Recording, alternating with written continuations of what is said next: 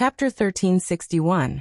Published at 10th of November, 2022, 12:43 and 22 seconds p.m. Chapter 1361. Archetypes. If audio player doesn't work, press stop then play button again. 1361 Archetype. Sana couldn't have been more right. In fact, she was so right that Lionel almost regretted not having asked this question earlier. All of his tendencies, she had gotten down to an exact science. Lionel rarely, if ever, went all out in battle. Sometimes it wasn't even as Aina said, and that he just felt there was a more efficient way to win. Sometimes it was just because he liked having trump cards in his back pocket to prepare a perfect counterattack given the situation. The style of battle Lionel liked to use was one that withheld as many cards as possible, until it was the most advantageous moment to use them. There was even a very long time in his life where he didn't even use his speed branch of his Snowy Star Owl lineage factor, because it was so much more beneficial to have his enemies believe him to be a slow, bumbling spearman. And this was just one example. Lionel could think of countless others Aina hadn't mentioned, like his wisdom branch, his gravity domain. Sometimes he even neglected to use his radiant force despite the fact fire elemental force was quite literally one of his most powerful weapons. Then there was the most glaring one, his bow force. It was fine if Lionel saved his bow force as a trump card back, when he could only use it 2 or 3 times in battle before collapsing. But now that he had a quasi-life grade bow, he quite literally didn't have this problem at all. It had been entirely negated. Yet, Lionel was content to keep this card in back pocket, waiting for the moment he had to use it. But all of this was fine until Lionel considered the words Aina hadn't spoken. A true warrior brought out their greatest strength and forced their enemies to meet them on their terms. They didn't care about the retaliation of their enemy, because they were already confident that their greatest strength would trump everything. Compared to this ideal, Lionel was sorely lacking. In fact, his battle style could even be said to be directly opposing to Valiant. In some way, he had been aware of this. That was why during his battle with Miguel, he had chosen not to use his ability index at all. Lionel was far too confident in his ability to win with his mind. Even the likes of Miguel would only be a matter of an added bit of effort. If Lionel was honest, though let alone a valiant warrior, his method of battle definitely didn't feel like the way of a king either. And that was just the honest truth. Lionel fell into his thoughts, not quite sure of what direction to go in. This chapter upload first at NovelBin.net. If you want to read more chapters, please visit NovelNext.com to experience faster update speed. He didn't want to become a brute who only thought of honor in battle. That wasn't him, even though he liked to dabble in it from time to time. He would never act that way during a battle that really meant something. At best, he had seen Miguel as a bit of fun, but he felt that Aina's words had great merit as well. What use was his training if he threw it all out the window the instant he entered a battle? It was no wonder why he could never settle on a style. He was constantly going his own way and making up his own path. Style. Lionel's gaze suddenly flashed. Create new ability subcategory. Call it Dream Class. Set parameters. Archer. Spearman. Fighter. Mage. Set subparameters. Sniper Archer. Explosive Archer. Strong Spearman. Flexible Spearman. Mixed Fighter. Speed Fighter. Fire Mage. Defensive Mage. Combat Mage. Lionel's mind went into overdrive, formulating a new ability, splitting it into 4 subcategories, and then further into 9 subcategories. Dream Class was an application of Lionel's Tier 4 control. Lionel saw this situation just like he had his spear dilemma. He could never decide whether to focus on instinct or calculation, until the day it all snapped into place, and he felt he could subtly grasp the intricacies of both. This would be no different. Lionel had 4 main archetypes: Archer, Spearman, Fighter, and Mage. Depending on the situation, he tended to rely on one or the other, sometimes mixing and matching. This time, however, he would do so far more deliberately. By shifting these 4 archetypes into a Tier 4 ability, he was essentially honing all the skill his body had in a certain path and fine-tuning it to maximize his strength in this category. This chapter upload first at NovelBin.net. For example, if Lionel ran into an opponent he thought would best be dealt with as an archer, the first thing he would ask himself is if he should be a sniper archer or explosive archer. The sniper-archer archetype focused on long-ranged, unmoving assault. It was a relentless pinning of an enemy from a distance. Explosive archer involved movement. The power output was less than that of the sniper-archer, but its flexibility benefited from it. Once Lionel made the decision of which to go with, he would activate Dream Class. Once Dream Class was in effect, everything about Lionel's very being would shift to optimize this archetype. If he chose Explosive Archer, he would hone in on light elemental force, movement technique conducive to evasion and firing at the same time would be prioritized. And he would focus on rapid fire rather than powerful shots. If he chose Sniper Archer, his element of choice would lean more toward fire. He would root himself in place, focusing on heaviness and power. Every strike would be aimed toward maximizing strength and quality of shot. Organize all techniques and abilities, categorize into archetypes, deduce strength. Lionel began to organize everything he knew one by one.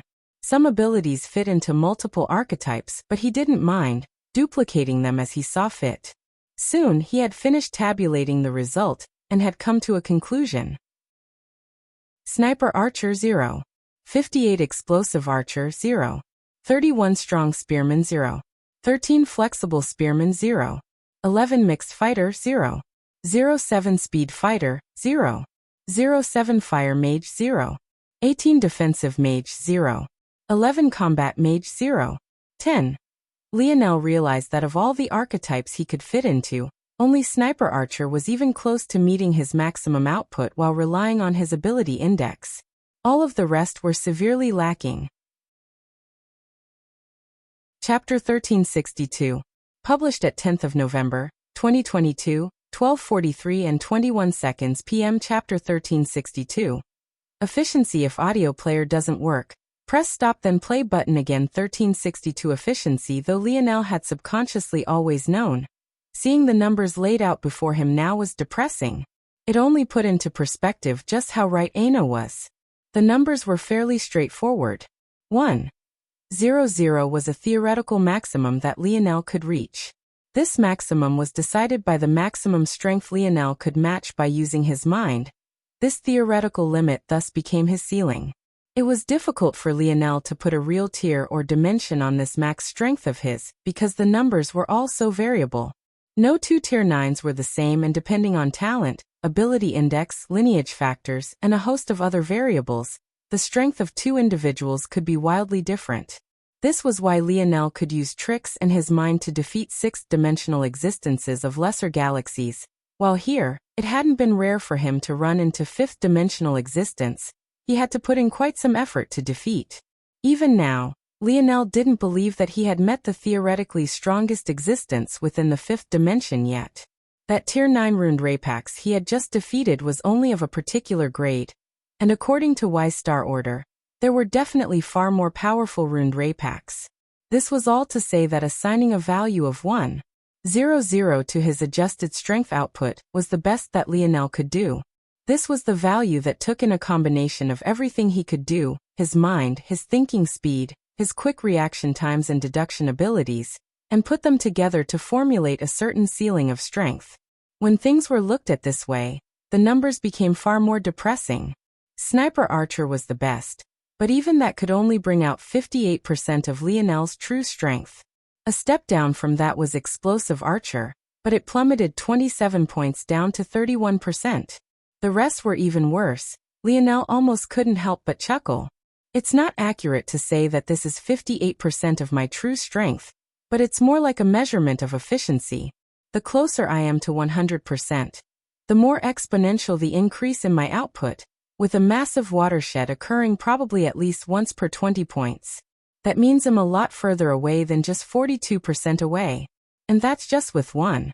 This chapter upload first at NovelBin.net. If you want to read more chapters, please visit NovelNext.com to experience faster update speed. Sniper Archer being the strongest wasn't a surprise to Lionel. Bar none, Lionel's strongest strength currently was his bow force. So long as he could be rooted to a singular spot and shoot to his heart's content, his power output would be devastating. However, the rest was far worse. Fire Mage was a bit of a surprise at 0.18, but this was likely due to Lionel comprehending the first rune of his Scarlet Star Force.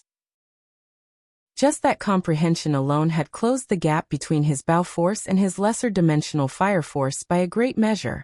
What if? Calculate. Scarlet Mage. Scarlet Mage 3. 19. Seeing this number, Lionel sighed. It seems that even his mind couldn't make up the gap of his inability to use Scarlet Star Force freely. 319% was a value that he found difficult to compute, especially since the scale he was using was exponential. If he ignored everything and was content to end his life here and now, it might not be impossible for him to kill even a quasi-seventh dimensional existence. After finishing these calculations, Lionel explained them all to Aina.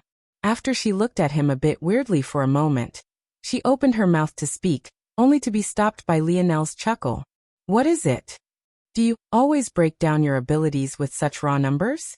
I used to do it a lot more frequently, but the system was flawed when I used it on others because there were too many variables to account for. It's 100% accurate when I use it on myself, though. It's just that there's no real point in doing so. This chapter upload first at Novelbin. Netwell. Honestly, I'm not sure how these numbers would translate in the future.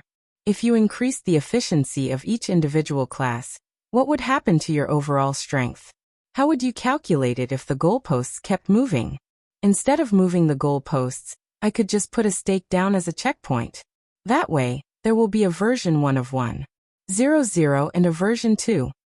Sure, you could do that, but then what would be the point? If your individual classes would also be behind whatever version 2, 3 or 4 there was, then it just goes back to the idea that you should be focused on your mind anyway. Maybe. Unless I have a different sort of end goal. Aina's brow raised, waiting for Lionel to continue. Technically, given a number of factors, I could probably make a lot more than just 9 classes. If I mix and match, I could make classes like Spearman Mage or Fire Archer, or any other number of things. The reason why I chose these exact 9, though, was because they are the most foundational. Everything else grows outward from them. However, it's because it's all so disjointed that I'm probably having such issues to begin with, right? But if I can increase the efficiency of each one, then my ability to tell exactly what should be used in battle skyrockets as well. I tend to use as little as possible in battle, in one part to keep trump cards, but another reason is because it's easier to perform high-level calculations when the variables are minimized. Oddly enough, the reason why Sniper Archer is probably highest isn't only due to my bow force, but it's also by far the simplest of all the classes. If I can raise the efficiency of each class to 60, 70, maybe even 90%, or a theoretical 100% in the future, then how well I can shift from one style in battle to another also increases. Then, the day that I can use them all seamlessly and form a unique style of my own will be in reach. Lionel smiled. This was what he wanted. A fusion of instinctual combat given by individual classes, and his mind's calculative abilities. The results would definitely be beyond imagination. We're out of this hive. The novel will be updated first on this website. Come back and continue reading tomorrow, everyone. Chapter 1363. Published at 10th of November 2022, 12:43 and 20 seconds p.m. Chapter 1363. Escape or gamble. If audio player doesn't work, press stop then play button again. 1363. Escape or gamble. Lionel came to a pause, his gaze sharpening. His makeshift spear was gripped in his hands, and his senses were primed. Their journey through this hive had been too smooth. Remembering back to the map Little Blackstar had gotten them, there was only one more hive to go through before they could escape this part of the void battlefield. But it was all too convenient. Little Blackstar had managed to move fast enough to avoid the initial lock of senses that could have gone poorly for them. However, he had still ended up being detected by the Shadow Sovereign Raypax. Knowing this, the fact that they had only been hounded by a single Tier 9 runed Raypax was too odd. Then there was something else to consider. From Little Blackstar's memory, the shadow domain of the Shadow Sovereign Raypax had been far smaller than it should have been while deployed. In fact, it was only 2 or 3 meters in diameter. A size when compared to the scope of this network of nests was like a needle drifting through the ocean. If it wasn't because Little Blackstar was trying to blanket everything, it would have never been a problem. One might not understand why this was so odd. Given the fact that maintaining a shadow domain was so taxing on the user, wouldn't it make sense to keep it as small as possible to begin with? Since the shadow domain followed its deployer as its epicenter, it was much more convenient to maintain a small shadow domain, especially for a hand-to-hand combat race like the Rapax. So long as they were fighting an enemy, 3 meters was more than enough to keep their target within frame. Lionel had, of course, thought of this as well. But he still felt that something was off. For one, a shadow domain wasn't under constant deployment. It required active thought and action to use. That meant, if one was focused on maintaining your stamina, you wouldn't deploy it at all. Secondly, if under normal conditions you wouldn't deploy a shadow domain, that would mean that there were very few instances where you would. One such instance was for the purpose of what Little Blackstar had tried to do by helping Lionel and Aina. However, another one should be battle. This chapter upload first at NovelBin.net. If you want to read more chapters, please visit NovelNext.com to experience faster update speed. The issue was, neither of these reasons made sense. Why would a Rapax be fighting in their own nest? Of course, this was an odd thing to say considering they had been invaded by the likes of Lionel and the others. But the problem here was that a Rapax of such status wouldn't personally help deal with what amounted to small fry in their eyes. Something about this just feels off. This sort of trial is too dangerous to begin with. Thrusting us all into enemy territory like this without an easy way to come back just makes no sense. This feels like a stealth mission, but Void Palace isn't a place that grooms assassins. There might be 1 or 2 factions within that cater to that demographic, but definitely not enough to throw an entire generation under the bus like this. I would understand if we were just thrown onto the battlefield itself, and it was just a matter of survival. But a Rapax nest? That's more than a little excessive. Plus, from Mom's story about her relationship with Dad, she wasn't even allowed to step onto the Void battlefield until she became a Galaxy-ranked disciple. And even then, she had Dad as a supervisor to protect her. Did things really change this much? Is there new management? Is it possible that I'm being targeted? Or is it because this generation is more talented than others? But if it's because we're more talented, even if you up the difficulty by a margin, was it necessary to react to this good news by throwing us into a fiery pit of hell? Lionel didn't even know what to think. Still, everything seemed to point toward this matter being a special event of sorts. If he was correct, then the odd coincidence of the Rapax he had met until this point being so manageable might not be such a coincidence at all. Lionel explained his thoughts to Aina. So you think that the Rapax are occupied by something, which would explain the oddity of the shadow domain that hurt Blackstar. This chapter upload first at NovelBin.net. I think so. It would both explain why this shadow sovereign hasn't come after us yet, and why we've only run into manageable enemies. In fact, the only 6th-dimensional Rapax we ran into was due to the fact I forced us to teleport together. If we had teleported individually like was intended, I have a feeling that we wouldn't have had to deal with even that. If it really is a special event like you said, then there's 2 possibilities. The first is that we're supposed to take advantage of this lull in security to escape as fast as possible. Or we're supposed to go to the center of the nest to begin with, Lionel finished. In truth, Lionel should have thought of this long ago, however his life experiences had skewed his bias too far. Someone who innately trusted organizations might have already thought that there was no way the Void Palace would send their students to their death.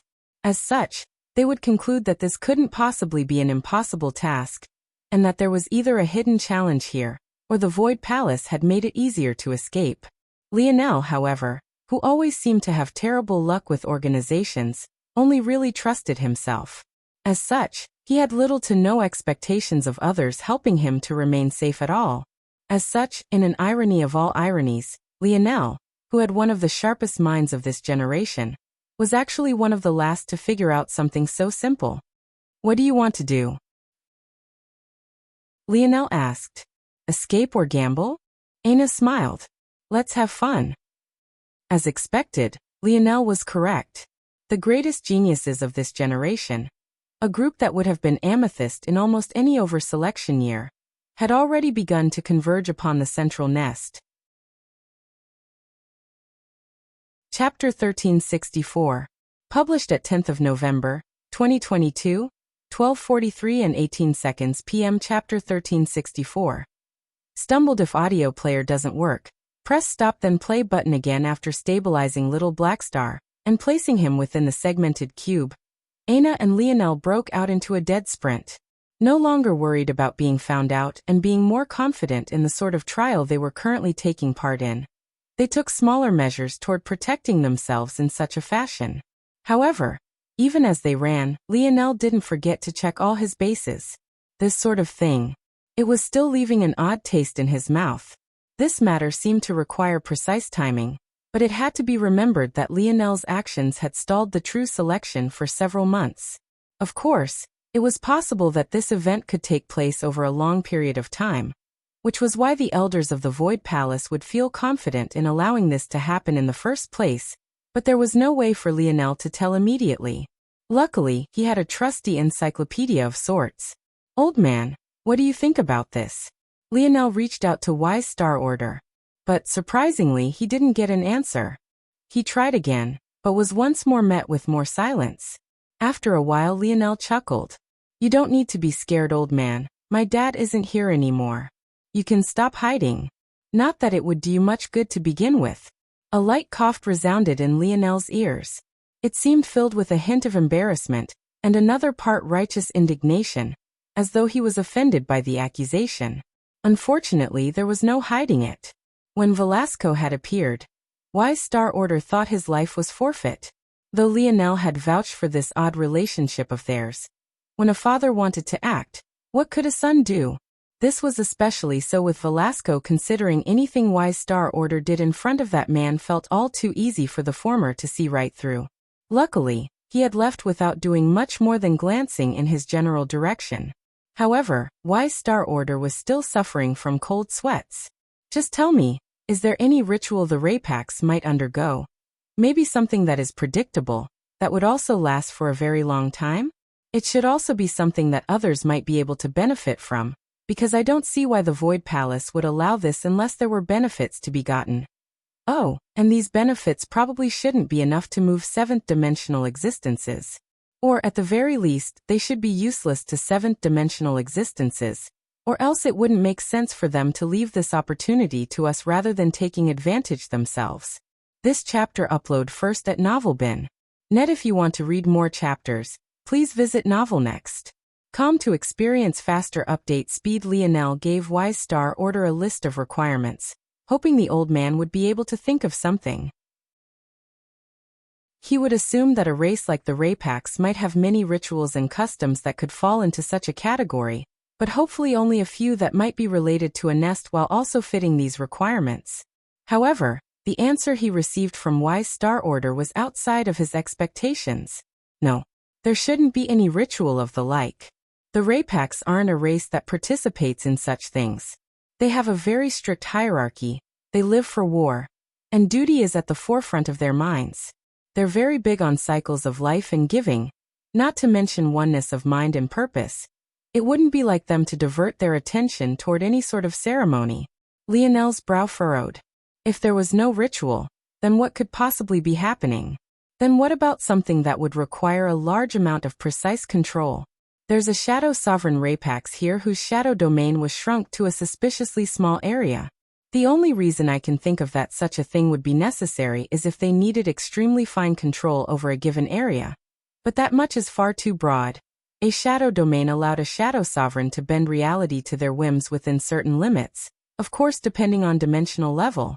The larger the domain, the more stamina it took. So Lionel assumed that if the shadow domain had been shrunk, and it was unlike the Shadow Sovereign was in a heated battle, then it must be trying to control something or the environment around something. The Rapax birthed a Shadow Sovereign. The shout reverberated through Lionel's mind, almost causing his feet to stumble. Aina quickly reached out a hand, stabilizing his shoulder with a worried expression on her face. Her first instinct was to think that what had happened before still had lingering effects on Lionel. What the hell, old man? In his shock, Wise Star Order had done the equivalent of violently shaking Lionel's soul. That felt no different from poking and prodding at an open wound. This wasn't because Lionel's soul was injured, but rather because it was like tender flesh in its current state. It was incredibly sensitive to outside pressures. Shut up, brat. You have no idea what this means. This chapter upload first at Novel Bin. Net obviously not. That's why I'm asking you. I told you before that the Raypaks don't really have any culture or rituals. This much is true. But they do have certain legends that they abide by. The birth of a shadow sovereign is akin to the birth of a king for the Raypaks. A ruined Raypaks with the abilities of a shadow sovereign is like a real dragon. Upon reaching maturity, such an existence would be practically untouchable. Why do you keep saying birth? Because it hasn't been born yet, idiot. It's definitely still within its egg. How the hell do you know that? Common sense. You keep thinking that the domain is too small when in reality it never shrunk to begin with. That's just its original size. That's impossible. Little Black Star wouldn't lose to a newborn. It's not just a newborn, fool. Like I told you before, the Raypaks have a tradition of using fertilizer for their newborn. But when a talent on this level is in the process of being nurtured, they go several steps further. Even living Raypaks pour all of their strength into it. This baby, under the Raypaks' care and nurturing, would be born at Tier 9 of the 5th dimension instantly. Wait. Lionel suddenly thought of a possibility. That's right. All the Raypaks here, especially those of the highest levels, are currently severely weakened because they've given everything to this newborn. That's likely why the Void Palace saw fit to send you all in. But that isn't enough of a reason for you to have screamed in my ears like that. Of course it is. Raypaks are the only humanoid species born from eggs. In that state, they're not only very vulnerable, but they're basically just like enormous beast crystals.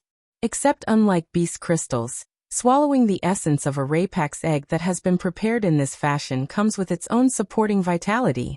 What I'm trying to say is that regardless of your ability index, if you swallow the essence of a Raypak's egg that's had so much vitality and life force poured into it, you gain its ability without any side effects or impact to your own ability index. Lionel almost stumbled and fell again. This time, it had nothing to do with Wise Star Order yelling in his ear.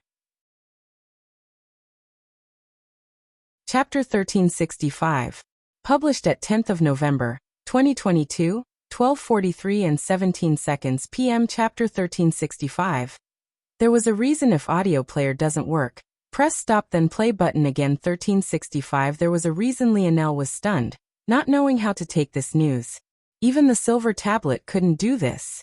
When the silver tablet erased the personality of a previously held ability, it could be absorbed. But one still had to be very careful about doing so. This was because when absorbed, both abilities would combine and an average of the two would be taken. This meant that if you absorbed an ability completely incompatible with yourself, you would essentially be crippling both abilities, and by proxy yourself. However, according to Wise Star Order, absorbing the essence of this egg would be like gaining a second ability without the side effects. The weird thing about this though was, why was it that the elders of Void Palace didn't want this? Why would anyone be opposed to something that essentially broke the fundamental rules of the dimensional verse? Why? Lionel asked. Are they really so kind-hearted to leave this to us? Kind-hearted? Wise Star Order snorted. The Raypaks aren't fools. Do you think they would leave themselves in such a vulnerable position just because? This entire hive is blocked off from existences above the 6th dimension. In fact, it's not just this, but even higher-level 6th-dimensional existences have been completely blocked off. You lot are about the only ones that can enter in the first place. Secondly, did you not hear what I said about vitality? It's the copious amounts of vitality within the Raypak's egg that tricks the regulator into believing there are two people, not one. This, as a result, allows the birth of two ability indexes within the same person. However, this vitality must be above or at the very least near your own. Like I said, the baby Raypaks will be born at Tier 9 of the 5th dimension using this ritual. That means you can't be much stronger than this or else your vitality will be too great. If your vitality is too high, the regulator won't sense two lives, it will only sense yours. Once that happens, your two abilities will fuse instead of remaining separate. That means that it's impossible for anyone that's too high-tiered to absorb this egg at all. This chapter upload first at Novel Bin. Net if you want to read more chapters, Please visit novelnext.com to experience faster update speed. When it all settled in, Lionel let out a breath. So things were like this. The elders of the Void Palace couldn't absorb this boon even if they wanted to. Aina. Lionel quickly explained everything Wise Star Order had explained to him. After taking it all in, she seemed to sigh a breath. So that's where that feeling was coming from. When they had first landed here, Aina had said that there was something incredibly nutritious nearby. She had assumed, along with Lionel, that this came from the eggs and the fertilizer used to upkeep them. And she was most definitely correct. It was just that she couldn't have imagined that things would actually be like this. This was more than just a little nutritious, it was absolutely game-changing. There were very few things in the dimensional verse that could break the balance of rules set. At the same time, though this was odd, the Shadow Sovereign ability seemed perfect for Aina. But if it was really so perfect, her ability index would have violently tugged her in that direction. Much like how she always knew the best meals to prepare for herself and the best training methods to use. She would also know when a great opportunity for improvement was nearby. If things had worked out as they should have, she would have figured out the use of this egg long before Lionel did, and given him this information. Knowing this, Lionel would have drawn the appropriate conclusions long ago. This is perfect for you, Lionel said. Your battle style would fit seamlessly with this, I would think. It would also greatly boost your darkness affinity. No, I think it'll be best if you absorb it, Aina suddenly said. This chapter upload first at Novelbin. Net Lionel rose an eyebrow.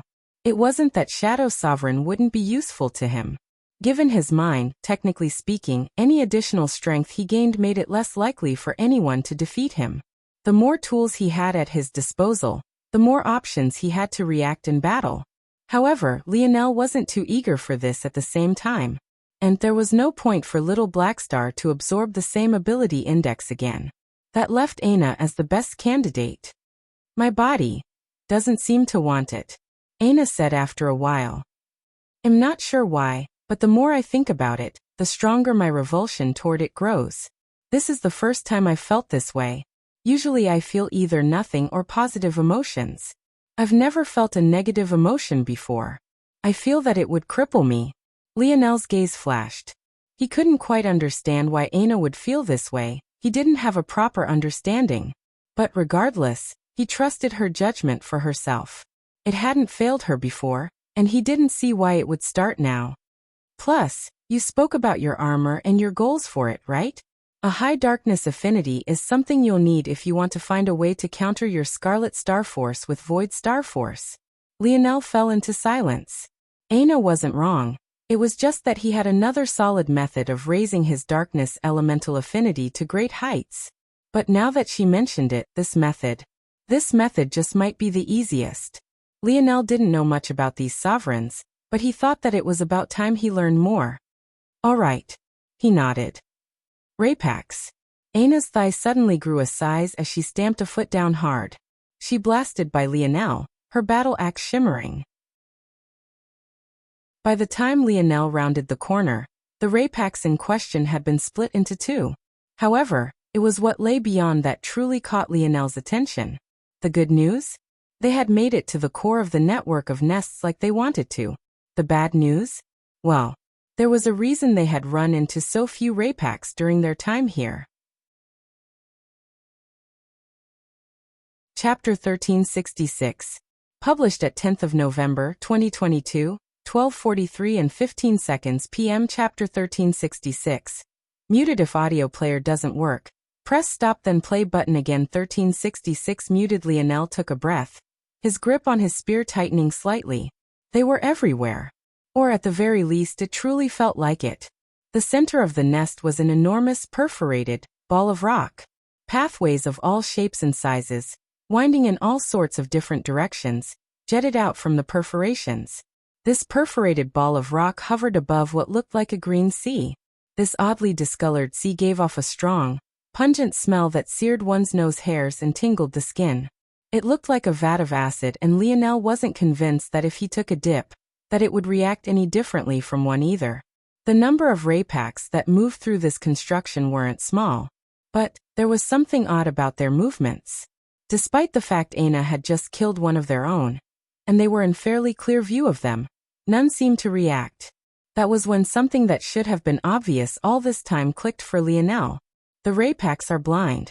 Lionel had never noticed any eyes on the Raypaks. In fact, their pill-shaped heads were covered by their metallic carapaces, so he had just assumed that their eyes were underneath, and they had a method of seeing through the metal casing.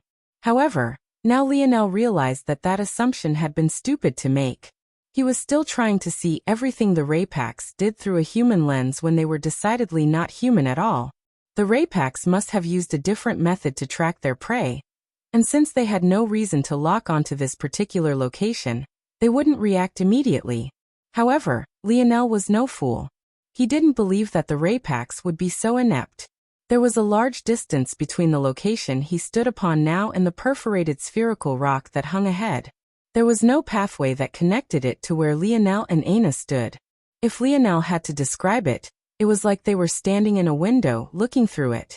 If they wanted in, they would have to find a doorway instead. This chapter upload first at Novelbin. Net. If you want to read more chapters, please visit novelnext.com to experience faster update speed. Lionel had a feeling, though, that if they truly did find a doorway, the reception wouldn't be nearly this benign. In fact, they would likely find themselves swarmed. Lionel fell into silence alongside Aina. The pair slowly backed away and retreated to the corner they had just wrapped around. Only then did they sigh a breath of relief and calmly access the situation again. They currently stood within a hallway, but there was a dead end on one side. It made Lionel a bit skeptical about how the Raypaks had engineered this place. It seemed that this window was actually a designed lookout. But it was obviously not a lookout for enemies, but rather a lookout for observing the work of the other Raypaks. If Lionel was correct, this confirmed one matter. The Raypaks did have methods of seeing things at long distances. And secondly, it likely wouldn't be long before the Raypaks they had killed was noticed to be gone. Lionel wasn't very worried about the second possibility, mostly because at most it would just expose that there were enemies here, something the Raypaks were already aware of. It was also possible that it could reveal their location, but Lionel was confident that they would have made a move by then. So it's an observation station? Aina concluded the same thing Lionel had. I think so. Then we'll need to find another entrance. But, even if we do, it'll be very difficult to handle. I can reverse engineer a path to a suitable entrance. I've already memorized the layout of that spherical hive hovering in the center of that acid lake. The issue isn't that, it's just, what would we find on the inside? If the inside is another maze, we can work with it. If it isn't, then we'll end up surrounded from all sides without a simple way to retreat. Did you notice, by the way? Aina suddenly asked. This chapter upload first at Novelbin. Net. The anarchic force. It's still strong, but there's something oddly mutated about it, as though it feel more malleable and less aggressive. It's like a beast that's been tranquilized. Lionel's brows shot up. When Aina spoke those words, he too realized it. After a moment of thought, he felt like he had come to a conclusion, but he still reached out to Y star order. Anarchic force is the antithesis of life. It's one thing for the Raypaks to force their young to be born in such an environment, but it would be another thing entirely if they just allowed the anarchic force to kill them. The girl is sharper than you. The heavy life force in the air, caused by the fertilizer, has a sort of muting effect on anarchic force. This isn't because anarchic force is being suppressed, but it's rather because the anarchic force would rather target this pure and high-level life force than target weak and unsavory babies. That vat of green is where it all is. The toxicity is concentrated in the top layer because that's where all the life force and anarchic force are fusing. The result of their combat is something high poisonous to life. Lionel nodded. He wasn't shocked Aina noticed before he did. Her life force affinity was off the charts. It was only right. But this changed a few things about how Lionel could approach this. Firstly, muted anarchic force meant that he could use more mage tactics, and that his bow force's range would be much longer. But most importantly, he just might be able to draw a teleportation force art that could get them out of here so long as the anarchic force continued to be so docile. The formation wouldn't be enough to take them far.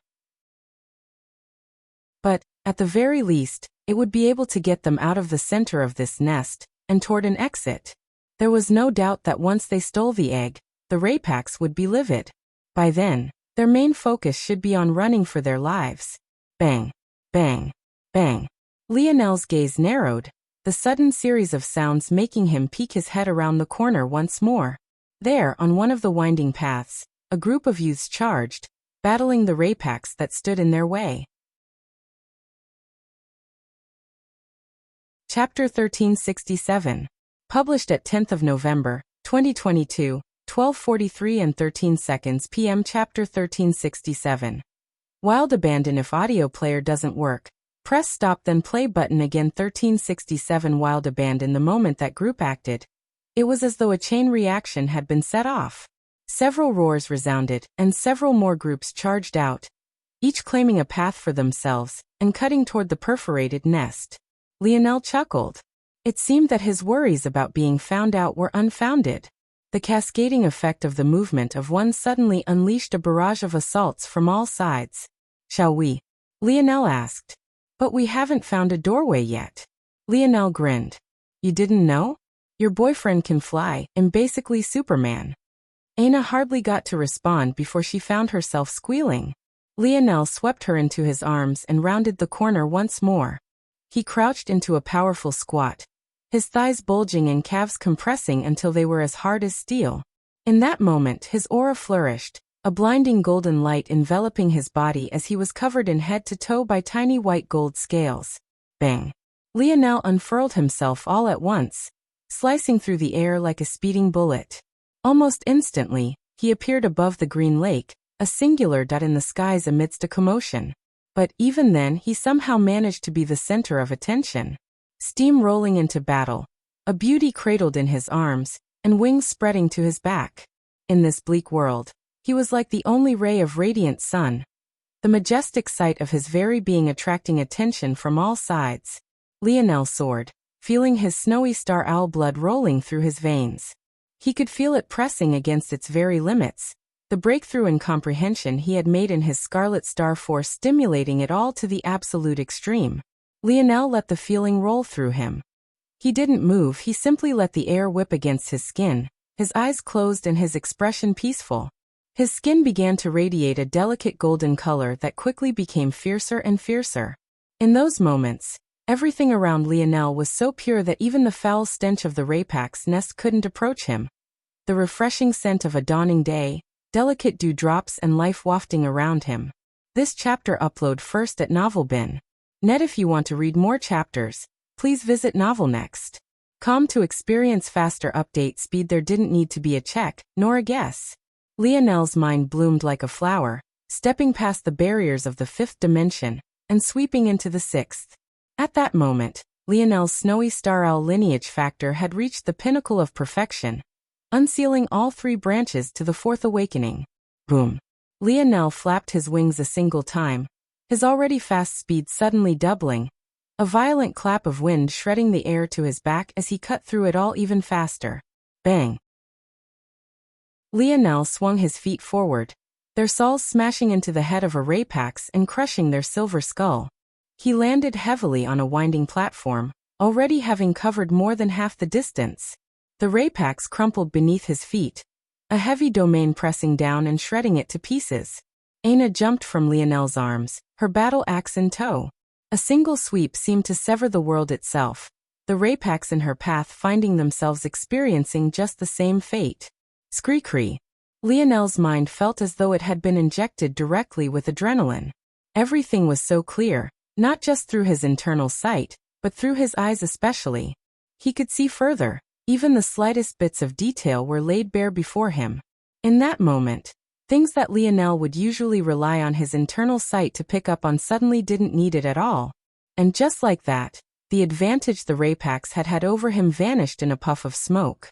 Lionel took a step forward, his figure crossing tens of meters in a single bound.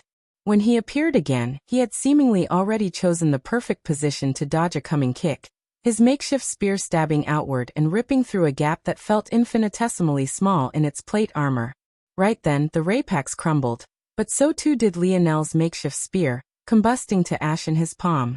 Lionel immediately knew why that was. It seems he had gotten the spear domain to acknowledge him enough to hold a spear without destroying it, but he still hadn't gained enough acknowledgement to be able to make it acknowledge one of his creations just yet. However, this wasn't enough to make Lionel slow in the slightest. If he couldn't use a spear, then he would just use his fists. This chapter upload first at Novel Bin. NetDream class. Speed Fighter. Lionel's steps shifted, his body flickering and his speed reaching nigh untouchable levels. He left afterimages in his wake. Whenever he appeared, another fist would jet outward, blasting a hole through yet another Rapax. His eyes darted back and forth. It felt like there was nothing he couldn't see, nothing he couldn't observe. The twitch of their muscles, the shift in their weight, even the slight change caused by a rush of their blood was all picked up by him. Numbers seemed to float in his vision. Speed, weight, power, distance, it all branched off one after another. It was as though Lionel's dream world had manifested into reality, layering atop what was with an objective measure of what is. It would be a very long time until Lionel realized that this was the first instance of his dream force working as it should, his consciousness projecting into the world and affecting it. This is what it truly meant to have high dream force affinity. A wild grin spread across Lionel's face.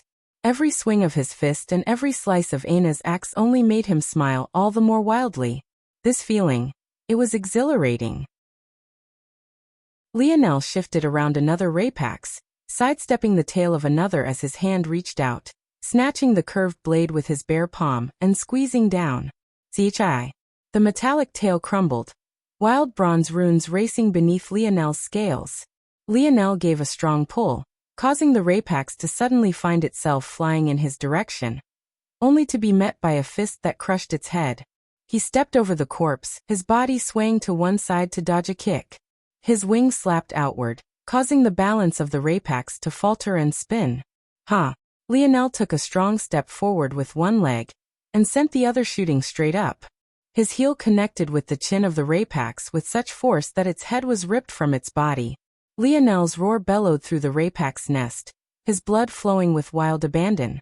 The novel will be updated first on this website. Come back and continue reading tomorrow, everyone. Chapter 1368. Published at 10th of November, 2022, 12:43 and 10 seconds p.m. Chapter 1368. 0:15 If audio player doesn't work, press stop then play button again. 1368. 0:15 Lionel left a blazing trail in his wake. Sometimes, it would feel as though he was attacking 3 different places at once, his speed so fast that it was almost impossible to keep up with. The first awakening of the speed branch merely allowed Lionel to access light elemental force in a fashion that could boost his fast twitch capabilities, not much unlike an elemental speedster, but on a much smaller and more controlled level. The second awakening gave Lionel access to the Star Road. It was the road of stars that appeared beneath his feet. Stepping onto the road made Lionel feel lighter, and also seemed to weaken several forms of friction, making gliding through the air feel all too easy. The third awakening was primed for awakening with the appearance of Lionel's illusory wings, and came into true being once Lionel's wings gained physical form, spreading out from his body both powerfully and majestically. The fourth awakening, however, was the most profound of them all. Lionel felt light force fuse with his very bones and flesh, suddenly making him feel as light as a feather. The difference was so drastic that had it not been for the increase to his wisdom branch simultaneously, Lionel might have had to artificially slow himself just so that his mind could keep up. Now Lionel suddenly had a body as sturdy as any Tier 9 forged weapon, and yet instead of being weighed down, he was as light and free as a breeze of air. Golden runes shaped into delicate feather patterns danced between the bronze runes that were deeply carved onto his bones, making him feel as though he was gliding through the air as opposed to running on ground. In that moment, Lionel could feel the exhilaration of a speedster, a hearty laughter almost leaving his lips. The Morales family lineage factor was always known to be the cream of the crop, because it circumvented the usual pitfalls and weaknesses of defensive abilities in ways most others could not. Despite having skin as tough as metal, Lionel hardly lost any flexibility or speed.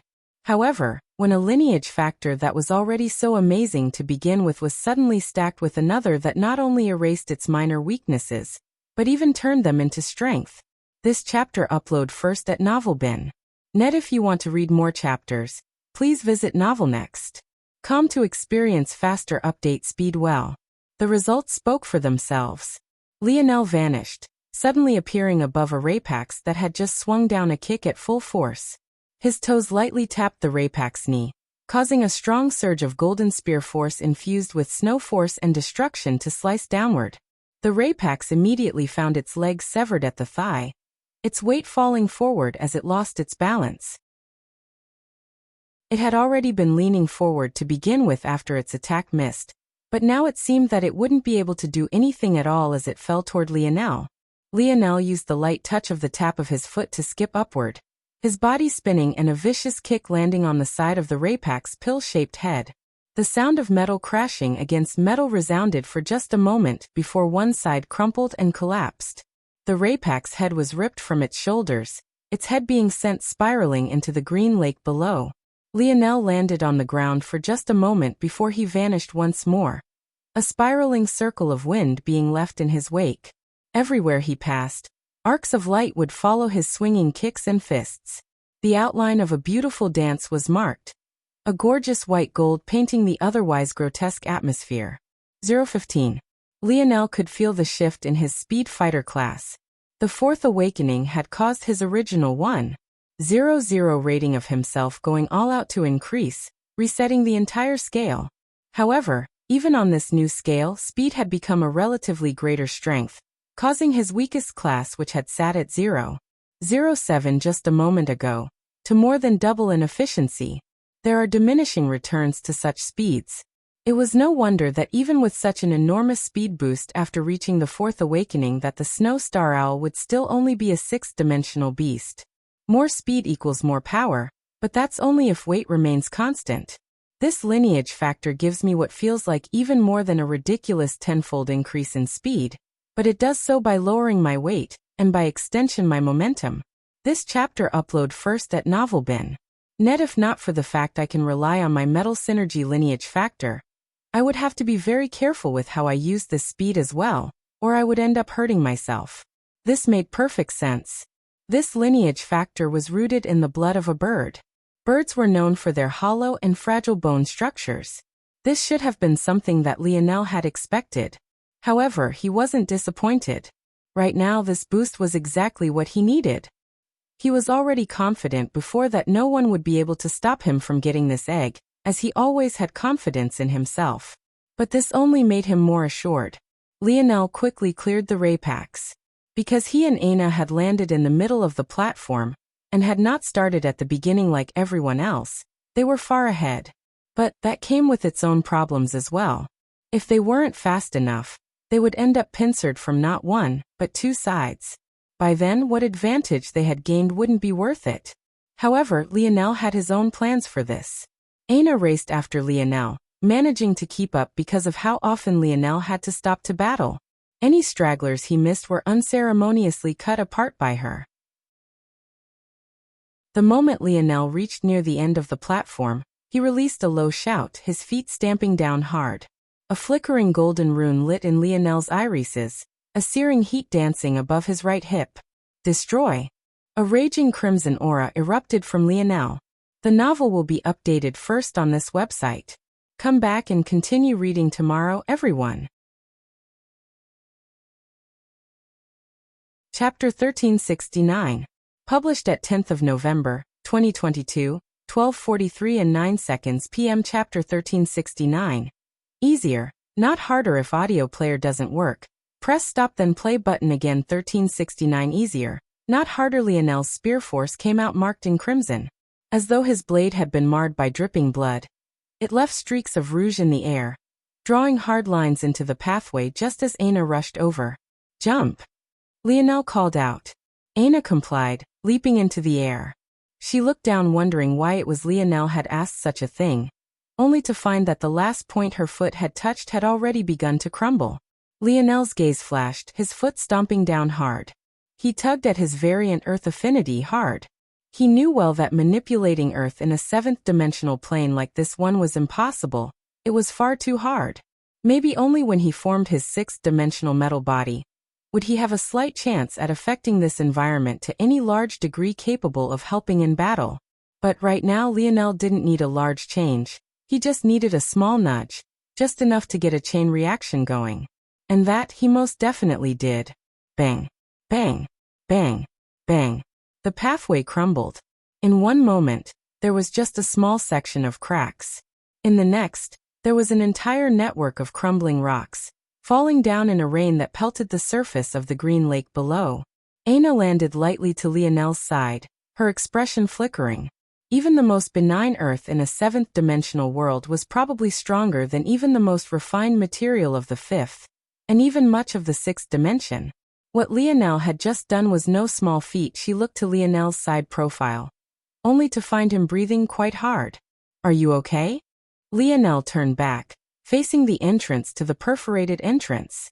"I'm fine, just took a lot more out of me than I thought it would." Lionel took a deep breath, suddenly causing a large surge of force to rush toward him. With a thought, he flipped a palm to reveal a pure force crystal, feeling that it wasn't enough. This was among the batch that the golden-scaled koi fish had helped create. Even now, the little guy was still at work, which was excellent for Lionel, because this was without a doubt one of the best ways to replenish oneself. This chapter upload first at NovelBin.net. If you want to read more chapters, please visit NovelNext.com to experience faster update speed. Aina's lip twitched. "You," Lionel grinned. "I'm Superman and I'm filthy rich. Aren't you very lucky?" Aina was speechless for a moment before she rolled her eyes. Wasn't he getting a little bit too cocky? "Let's go." There was already another surge of Raypaks coming through, but now the two didn't have to worry about any coming from behind them, at least not for now. Up ahead, there was an entrance to the true center of the nest lay. That really did take a lot. The cost might not be worth it outside of very specific circumstances. Just now, Lionel had drawn the single rune he had comprehended. However, what he hadn't expected was the heftiness of the backlash resulting from drawing it without Scarlet Star Force. Well, maybe backlash wasn't the appropriate way to describe it, but the cost was definitely great. The rune seemed to dislike being drawn with other forces. Even the somewhat compatible Radiant Force Lionel had ended up having to infuse his Spear Force with. Lionel could tell that if he had used Scarlet Star Force instead, he would have needed not even a fraction of the force he ended up using. But because he didn't want to harm his body when they were in the beginning stages of such a dangerous mission, he had chosen this route instead. Luckily, everything worked out. But he would need to keep this in mind for the future. Drawing the rune was the most effective way to stoke destruction, but the cost wasn't worth it if it wasn't done with Scarlet Star Force to begin with. But that gave Lionel another scary realization. This meant that what he understood about his Scarlet Star Force was just the tip of the iceberg. There was actually room for it to get stronger. "Idiot. Don't you have a second innate node perfect for this?" Lionel's expression flickered as he fought through the last line of Raypaks. "You mean? Comprehending a rune is supposed to make things easier, not harder on you. Or else what would be the point in comprehending it at all? If things just got worse, then you might as well give up and wait for death." This chapter upload first at NovelBin.net. So it's not enough to use my innate node as is? No. One rune is far from enough to use the one inside you, but it is enough to use the smaller one with minimal effort. Do I need to implant it into myself? If that's what you needed to do, I would have already told you to do it. You can't. The moment that innate node enters your body, it'll be triggered into undergoing the same growth as the one you have right now. It was only growing so slowly in that other brat, because it wasn't his innate node to begin with. Then how do I use it? This isn't rocket science, brat. Just grab a hold of it and take control of it. Lionel's gaze glowed. His second innate node was only in the fourth dimension. However, it was precisely because of this that he could somewhat use it. He had been putting off finding a spiritual medium compatible with his comprehension of Camelot's magic system. In fact, he had concluded that the best medium was his very own body. However, what was more compatible with his own body than his very own innate node? Lionel split several minds to think about this matter as he and Aina burst through the final line. opening themselves up the true center of the nest, becoming the very first ones to step foot inside. What lay before them was another elaborate network of mazes, but this time, extrapolated into 3 dimensions. The obvious choice was to try to race to the center of this spherical maze, but Lionel's gaze sharpened, his dreamscape letting off an arc of lightning. Wise Star Order said that the Green Lake's true purpose is the accumulation of life force. The only reason for the toxicity is its interaction with anarchic force. If not for this, it would practically be a wellspring. That means that the destination isn't the center of this maze. It's the bottom. Lionel's gaze shifted downward. He could use his mind to map out this region and eventually find a path. Or, let's blast right through. Lionel's demeanor shifted, his heart rushing. Excitement bubbled up within him. Chapter 1370. Published at 10th of November, 2022, 12:43 and 7 seconds p.m. Chapter 1370. Baffling. If audio player doesn't work, press stop then play button again. 1370. Baffling. Blast through? Anna's expression changed. She looked at Lionel as though he was a madman. She could tell that Lionel meant that he wanted to speed things up and rush through the maze by breaking through the walls. But if that was so easy, everyone would be doing it. They just witnessed together how hard it was for Lionel to deal with that platform, and that had been a thin walkway to begin with. What kind of effort would it take to blast through reinforced walls? The Raypaks obviously hadn't built their nests like mazes for fun. There was a purpose behind it. It made it far easier to defend, and gave them an added buff toward enemies. The fact it had taken so much effort to get here in the first place was a testament to that. However, toward Anna's words, Lionel only grinned. Cut them down for me. I need a bit. Anna met Lionel's gaze for a moment before she nodded. She would just have to wait to reprimand him for not explaining another time. This situation was even worse than before with Raypaks still streaming in. So she had to prioritize their safety first. The moment Anna stepped in front of him, Lionel took a breath and settled his mind. This region seemed flooded with nothing more than 5th-dimensional Solitaire Raypaks. He hadn't even seen a ruined Raypaks yet, which was part of the reason their fight until now was so easy. Thanks to this, he didn't have to worry about Anna's safety at all. He could focus his everything on this. With a flip of his palm, a fingernail-sized gemstone appeared in his hand. It seemed almost inconspicuous, but the moment it touched Lionel's palm, it was as though it had been lit on fire. Even when Lionel squeezed his hand shut, radiant light spilled out through the cracks, causing rays of red gold to splinter off in all directions. But he remained silent, his mind soothed and calm. The feeling was a bit exhilarating, and Lionel even felt a hint of excitement bubbling up, but he forcefully repressed it. For at least the first time, he needed it to be absolutely perfect. That way, he could replicate it through his absolute control and achieve the same result again and again. The Camelot magic system had always required a spiritual medium. This was why they used wands and staffs. Some of Modred's most powerful spells could only be cast with the help of her wand. This chapter upload first at NovelBin. Net. If you want to read more chapters, please visit NovelNext.com to experience faster update speed. Usually, these spiritual mediums were carved out of what the people of Camelot called spiritual trees. But in Lionel's understanding, these so-called spiritual trees had just been quasi-4th-dimensional trees capable of withstanding the amplification of force. Through his study of the natural force art left behind by Merlin, Lionel was able to learn that the best spiritual medium of a mage was actually their own body, and this was where magehood and knighthood intersected. This realization was what led to the birth of Lionel's mage core. Ironically, if one looked into Lionel's ethereal glabella now, his mage core had sprung up and looked a lot like one would expect a spiritual tree to look. In that way, everything seemed to have come back around full circle. The petals of Lionel's mage core each represented a separate element.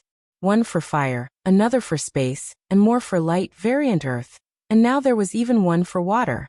As Lionel improved, these petals grew more detailed and his mage core grew, allowing Lionel to pull more and more atmospheric force toward himself. Like this, he became his own spiritual medium. allowing him to cast large-scale spells with great effort on his part as he could rely on force outside of his body. But if one thought about it, didn't the petals of a mage core sound and feel a lot like an innate node? In fact, the more Lionel thought about it, the more he loved the comparison. In fact, an innate node was just an even more intimate part of Lionel than even his mage core could be.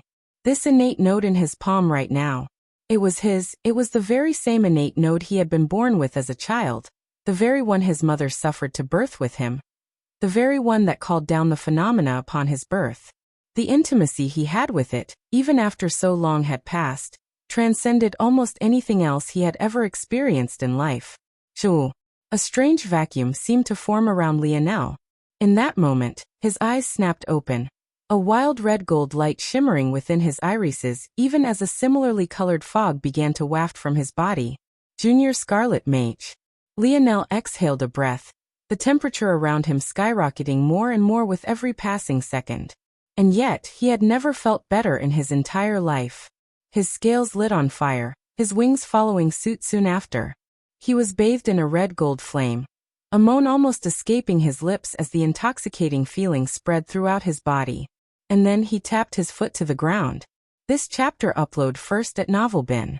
Need a rushing line of flame spread out from his, quickly drawing a majestic magic circle that surrounded him in the blink of an eye. Each line of fire seemed to race against one another, quickly completing their patterns one at a time. Aina, follow me. Aina's axe swung down once more as Lionel stretched a hand out. In quick succession, several fireballs formed and shot past her, the heat making even her tough skin tingle. Boom, boom, boom, boom. Aina's eyes widened as she watched the tunnel collapse. When she looked back, she found a hole where Lionel had been, her heart threatening to beat out of her chest. Aina quickly pursued, the sound of rumbling explosion resounding beneath her. No matter how fast she fell down each hole, she couldn't seem to catch up, causing the astonishment on her face to only grow. She knew that these walls were actually fragile compared to normal 7th-dimensional rock. After all, this nest had to be built by hand, so it couldn't be too difficult. As such, they were the equivalent of dried mud in the 3rd dimension within the 7th dimension. Still, despite knowing all of this, Aina couldn't help but be baffled. Her axe, it could barely leave a small nick on these mud walls. Suddenly, a rush of light flooded Aina's vision, and she realized the booming sounds had come to a halt. When her vision cleared, she found Lionel standing before her, and a vast underwater cavern before them. Streams of vibrant green waters snaked all around and several waterfalls pooled in from the sides. Toward the center, a delicate stack of heavily runed eggs the size of a human lay, each booming with a clear heartbeat that rocked the soft bed of soaked soil they sat upon. In the very center, there was one egg that was not only by far the largest, it was the only one half submerged in a pond of green liquid. While the runes of the eggs around it varied from black to bronze, to silver and even gold, its runes was a bright green color, radiating its own light. However, this wasn't the most shocking part of the cavern. There was already a battle raging on, and it seemed to have been going on for a while. A leader of Rapak's corpses lay, and at a single glance, it was easy to tell that each of them had been at the 7th dimension with only a rare few having been at the 6th. It was a deduction enough to leave one frozen in shock. Still battling several more Rapaks, a singular young man with simple black hair stood with nothing more than a sword in hand. When Lionel laid eyes on the young man, though his expression went as cold as ice despite the star-like temperatures he was radiating. The Sword Deity. The novel will be updated first on this website. Come back and continue reading tomorrow, everyone. Chapter 1371. Published at 10th of November 2022, 12:43 and 6 seconds p.m. Chapter 1371. Deliberate steps. If audio player doesn't work, press stop then play button again. 1371. Deliberate steps. Aina frowned. Looking toward Lionel's back, she could feel that something was off. However, she didn't know about what had happened between Lionel and Amory as she had already left before them. There didn't seem to be anything too drastically different about Lionel's expression, but she could just sense the shift. It wasn't really something she had ever felt from him before, at least not in such an obvious and large quantity. Her gaze turned back to Amory, her brows furrowing deeper. Someone had gotten here before them, and by the looks of it, they had already been here for a long while, even to the point of fighting all of these Raypaks alone. The seventh-dimensional Raypaks that had fallen had clearly been severely weakened. However, even with that being the case, their strength was still beyond what normal sixth-dimensional existences could match. And yet, somehow, this singular young man had taken them all on without the slightest hint of help from others. Sixth dimension? He's in the sixth dimension? But Aina had assumed that this young man was part of the true selection, and likely even the one other amethyst token wielder everyone was talking about. But everyone in their generation should still be within the fifth dimension, no? Void Palace didn't allow anyone who had crossed that barrier in because they only raised students who had taken the God path. Unless this young man managed to step onto the God path without the help of the Void Palace? Aina wasn't sure what such a thing would entail, but her intuition told her that such a feat wasn't normal by any stretch of the imagination, even if you had a powerful family backing you. This chapter upload first at NovelBin. Net. If you want to read more chapters, please visit NovelNext.com to experience faster update speed. You know him? Aina asked Lionel, treading lightly. Lionel didn't answer immediately. His breathing calmed and his heart returned to its steady beat.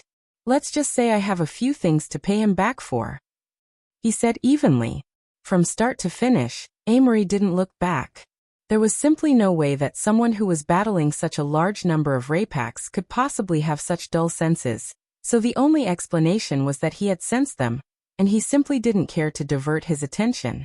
Without a word, Lionel plopped down and crossed his legs, closing his eyes. Aina, who obviously witnessed this, had an odd change in expression. She could immediately sense that Lionel's consciousness wasn't in the present any longer, as though it had been sucked up elsewhere. He must want her to look over him, but this situation was a bit unbeknownst to Aina, who was perfectly correct in her statement. Not only had Lionel's consciousness vanished, but it had entered the spear domain world, his piercing eyes gazing over the horizon. When Amory defeated and quite frankly humiliated him what felt like a lifetime ago now, Lionel hadn't actually been angry. Or more accurately, he hadn't reacted like he might have otherwise. Granted, part of the reason for this was because he was more focused on saving his own life than anything else. Being enraged at that time would have only brought him closer to his death, not further away. Still, even if Lionel hadn't been so close to death's door that day, his rage still wouldn't have shown on his face.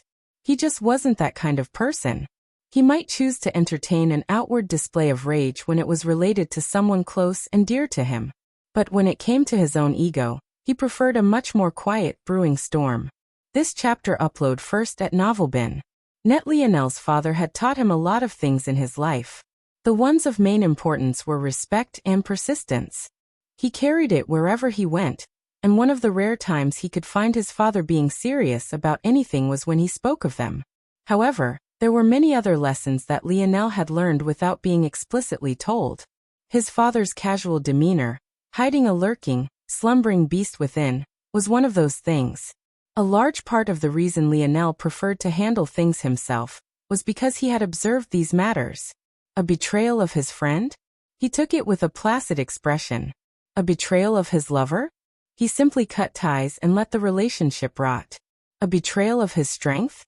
He let it sit and fester, a small, disguised reminder at the back of his head, waiting to be awakened and remembered. Lionel took a step forward. The darkness of the spear domain hadn't changed. A countless, endless chain of mountains, a dark and black sky. Even the cracks of thunder and lightning didn't shed much color at all. Lionel walked down a winding path, regions that used to pressure him greatly rolling off his shoulders as though they weren't there at all. It had been a while since Lionel tried to claim a spear. He had stopped at the quasi-silver spear peaks because it simply wasn't smart to go on. Surviving in spear domain required a powerful spear force, but Lionel had always gotten away with far more because he had a powerful mind to offset his weaknesses. However, now not only did he have a powerful mind that had recently entered the ranks of the sixth dimension, but his spear force had evolved to a level it had never touched before. A strong barrier of separation lay between the quasi-silver ranks. As though wading through air as thick as crass black oil, Lionel was forced to push through, his light steps becoming heavier, and even his skin beginning to weigh him down. However, he pushed through. A shroud of golden spear force surrounded him and pierced forward, shredding the curtain that lay ahead and allowing him to step through. The moment he did, the overwhelming pressure collapsed in from all sides. Lionel's bones creaked and sweat fell from his brows, but he continued to walk forward, one deliberate step after another.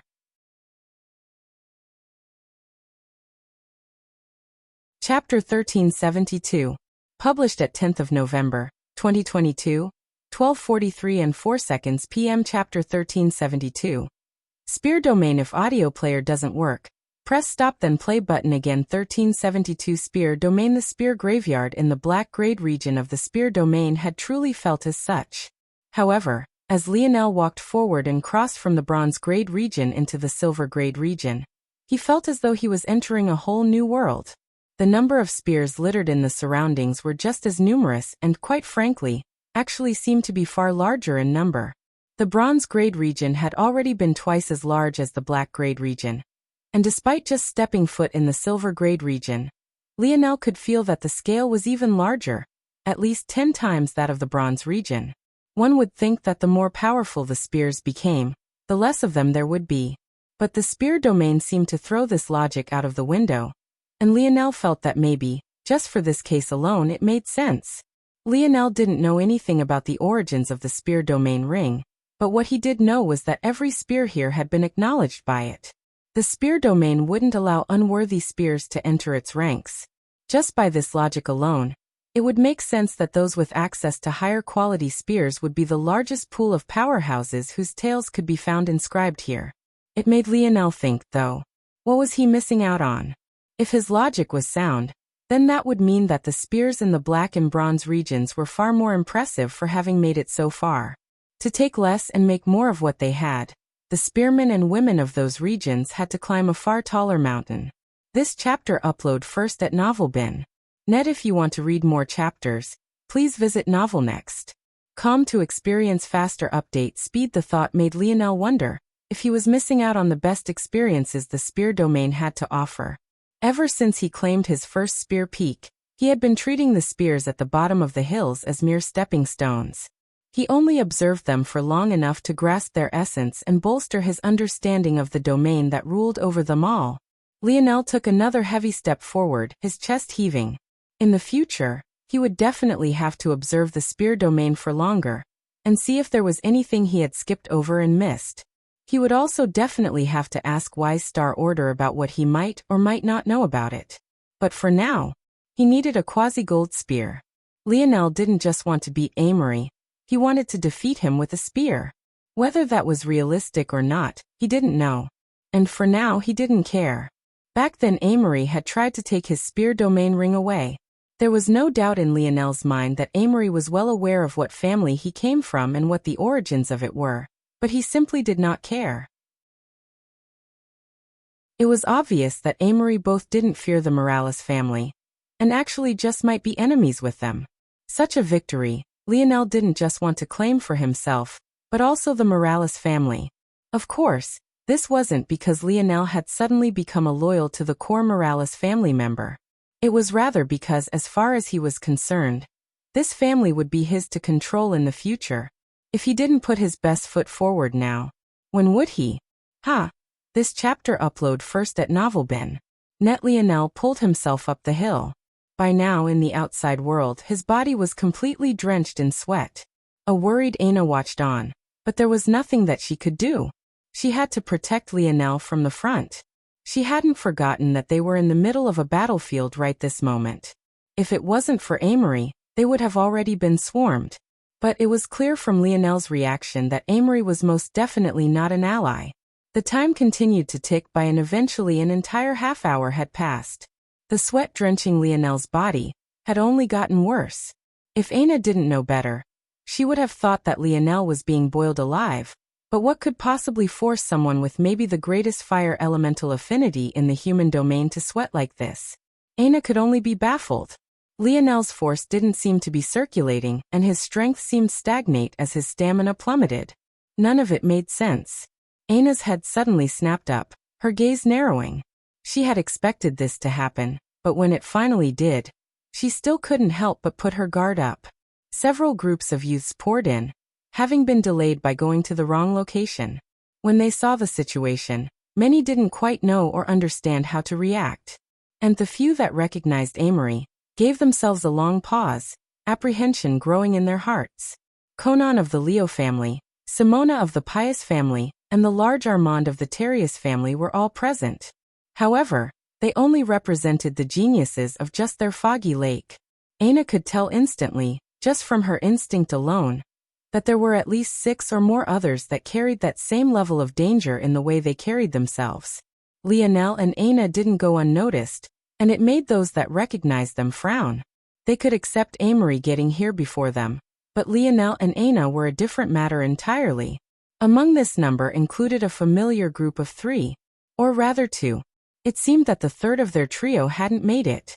The atmosphere immediately became odd. In the center, there was a singular young man fighting dozens of elite Rapaks on his own. The effort on his part wasn't small, but it was clear that he was reserving himself, waiting for something. Around this battle, several groups formed, among which was Lionel and Aina.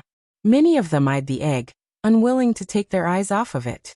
Not everyone understood exactly what was at stake here. In fact, the majority were ignorant. However, it didn't take a genius to understand what the most valuable thing here was. Aina's grip tightened around her axe, her eyes remaining focused as she protected Lionel to her back. The novel will be updated first on this website. Come back and continue reading tomorrow, everyone.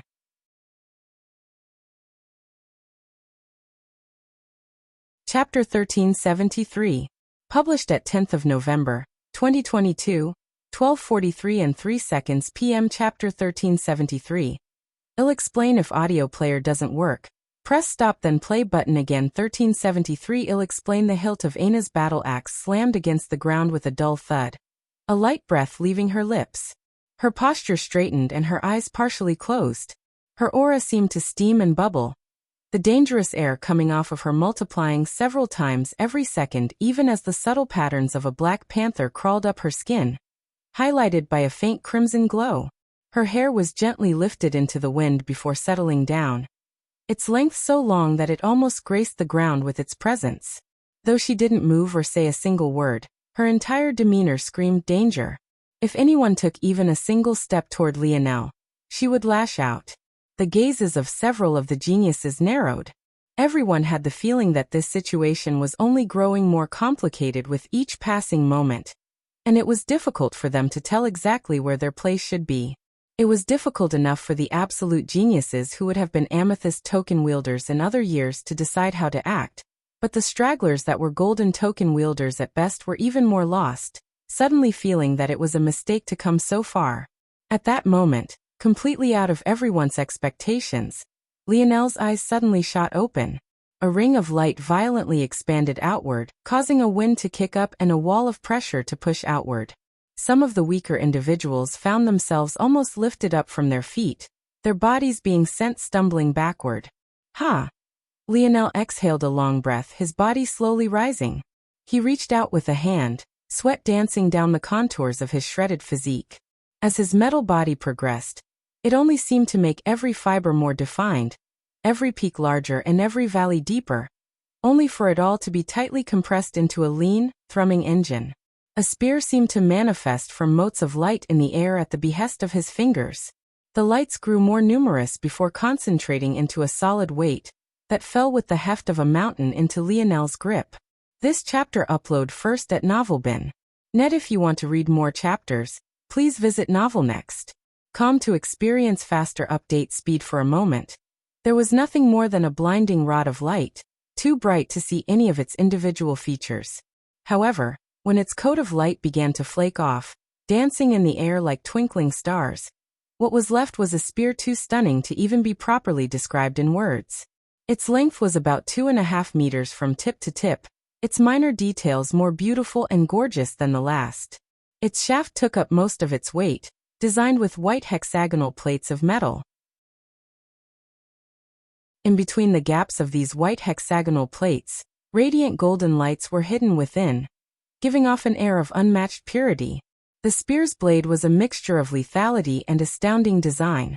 It had the shape of a harpoon, one side of its blade edge being as flat and smooth as a sword's edge, and the other forming 3 menacing curves that looked like a shark's teeth. The blade was almost 2 feet long alone, and was a blinding golden color. Sometimes it would appear to be as solid as a finely worked piece of metal, and at other times it would appear as intangible as light itself, dancing between the two dichotomies with a deft ease. Lionel's grip tightened, his arm flexing as he casually swept his spear to the side in an elegant arc bang. The ground was sliced in two and immediately lifted beneath the wind pressure alone, a slab of rock rising up and crash into an opposing wall. The spear made the seventh-dimensional terrain look like nothing more than Play-Doh, its prowess shining through with a healthy arrogance. Lionel's free palm still held on to his original innate node. Without much of a thought, he slid it into his mouth, allowing it to rest beneath his tongue. The familiar heat coursed through his body, making him feel free and alive. His glance swept over Aina. She seemed primed and ready, but he simply smiled. Taking a step forward, his arm wrapped around her waist, pulling her into his embrace. Aina, caught off guard by the sudden showing of affection, faltered slightly. Something about Lionel's sweat after so long consuming cleansing waters every day was particularly refreshing, and almost oppressively masculine. It was the kind of smell that left her eyes a bit hazy without her knowledge.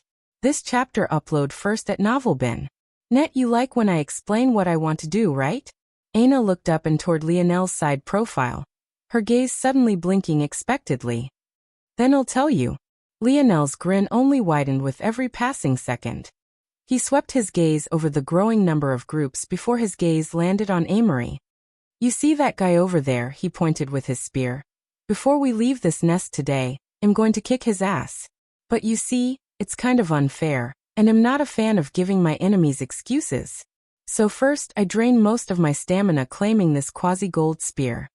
Lionel's gaze shifted from Amory's back, rolling through the crowd of people once more, his voice being the only sound amidst the battle cries and clashes of the Rapax and Amory. But I don't think that's enough, honestly. I've also heard that there are a lot of people who think my amethyst token shouldn't be in my hands. Lionel released his grip on Aina, taking slow steps forward. His palm flipped over, an amethyst token appearing within. With a flick of his thumb, the token barreled forth before being firmly stuck in the ceiling above Lionel's head, unmoving. So, I thought that I would deal with that first. At that moment, Lionel's eyes locked onto Armand. The image of the latter's disdain due to his bloodline's reaction was still seared into his memory. Since that moment, he had had every intention of defeating this person using the Luxnix family's lineage factor. I don't really care if you all come together, or one by one. Either way, you'll fall beneath my blade first.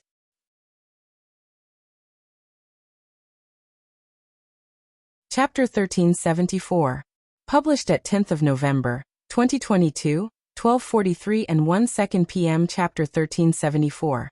Monster and Beast Skin. If audio player doesn't work, press stop then play button again. 1374. Monster and Beast Skin. A stunned sort of silence gripped the young geniuses, their eyes suddenly all focusing on the amethyst token vibrating in the ceiling.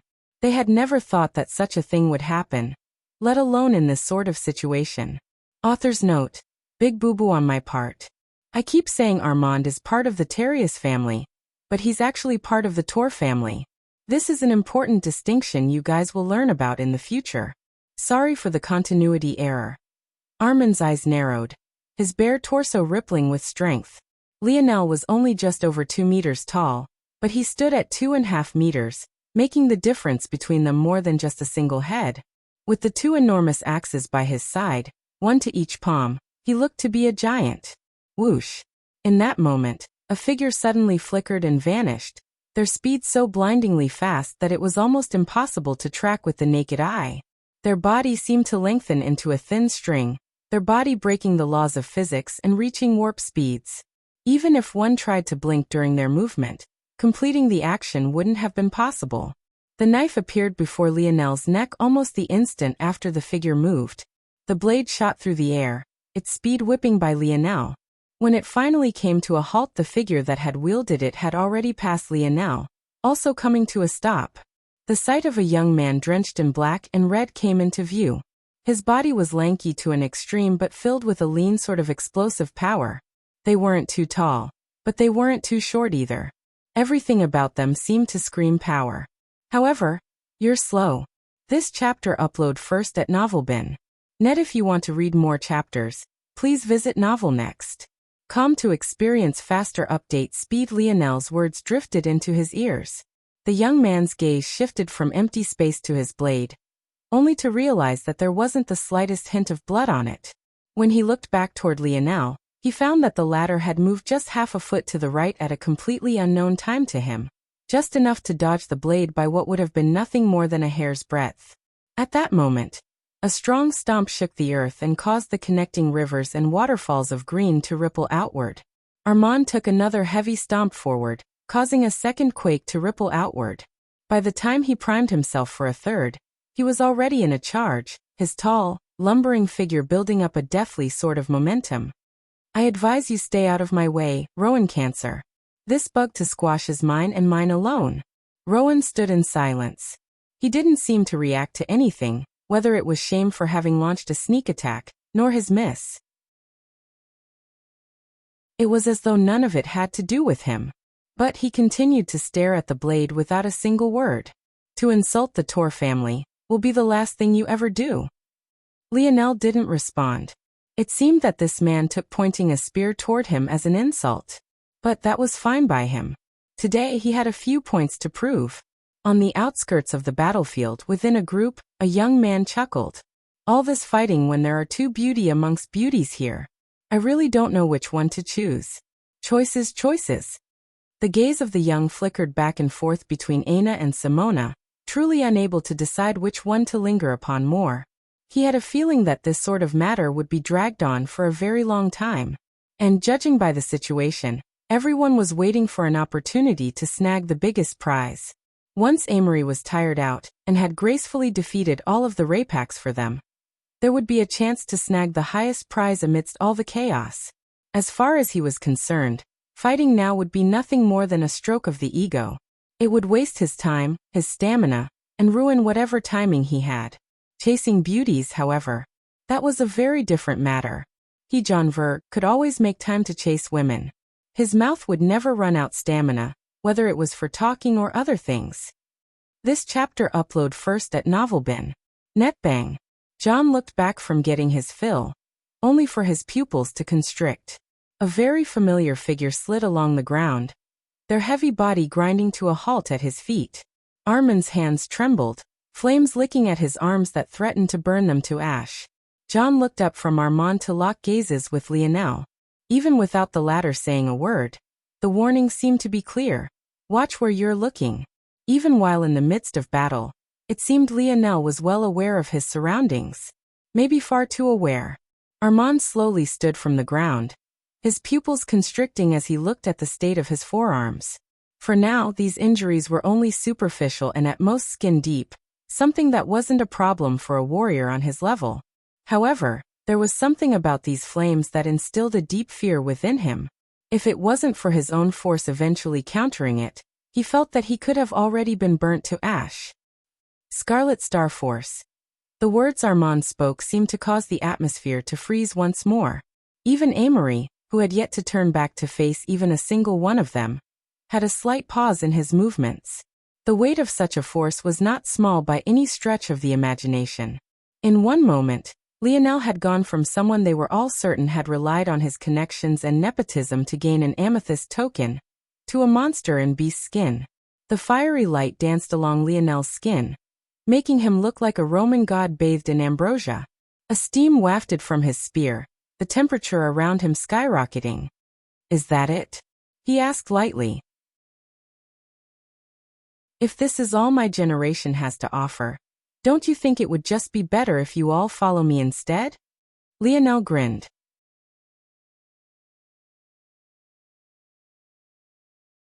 Chapter 1375. Published at 10th of November, 2022, 12:42 and 59 seconds p.m. Chapter 1375. Shadows on the other side. If audio player doesn't work, press stop then play button again. 1375. Shadows on the other side. Lionel, with an ability to use his Scarlet Star Force, even at just the 4th dimensional level, was like giving wings to a tiger. Facing nothing more than a group of 5th dimensional existences only a tier or two higher than him, it made the prowess of the number 1 flame in all of existence shine through all the more. Lionel's words seemed to stoke a flame in the youths. So that's what this is about. I heard that the littlest Nova is late to the party, but I didn't expect you to be this desperate. Do you even understand the dynamics between our families to be asking such a question? The one who spoke was surprising Conan of the Leo family. Despite his usual personality, he had become frighteningly reserved after seeing Amory present.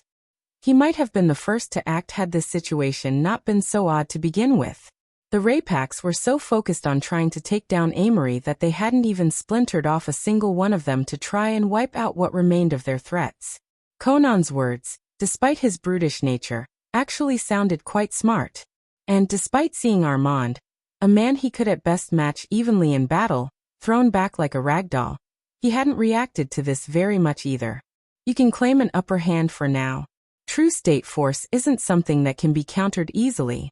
But we'll all soon be in the 6th dimension, the level where true dividing lines and separations will happen. You're quite confident in your innate node. But do you know why innate nodes are rare amongst humans to begin with? Most people born with them end up dying before reaching their primes because they'll be consumed by them. Innate nodes are the path of the spirituals. They're the only race capable of coexisting with such a burden. But for you, not only will our God paths be able to counter your Scarlet Star Force in the future, but you might very well die in a few decades anyway. So don't you think you're too arrogant? Lionel tilted his head to the side, observing Conan from head to toe. He found it somewhat amusing that the man wearing radiant white gold-plated armor was the one calling him out for being too arrogant. It was even funnier because he could feel something quite similar to his king's might coming off of Conan, making him quite sensitive to just how prideful this young man was. This chapter upload first at NovelBin.net. If you want to read more chapters, please visit NovelNext.com to experience faster update speed. That said, Conan was right about one thing he said. Lionel didn't know the dynamics between the families.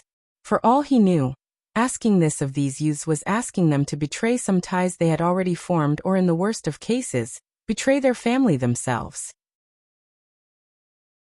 However, that wasn't what Lionel had meant. I think you've misunderstood me.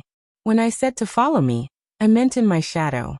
I've heard a lot of complaining about my token, but now that I'm here, no one seems to want to prove or falsify anything. I'm just disappointed. As for what you have to say about my innate node, Lionel's smile faded. Don't assign limits you to do to yourself to me. Conan's gaze narrowed, his expression turning dangerous. No one dared to speak to him like this, no one. But the oppressive might coming off of Lionel seemed no lesser than that of his own. No. It even felt like it faintly surpassed it. Conan's brow couldn't help but furrow. Was there a lineage factor that could match his family's in such a field? Why had he never heard of it, then? Aina, though, found a very different problem with this situation. Lionel isn't usually like this. Something feels off. She found it hard to describe. It wasn't that Lionel wasn't being himself, but it was rather that he was being too much of himself. He might normally think these things in his mind, but it was rare for him to verbalize them. Everything from how he started this matter to how he ended it felt weird.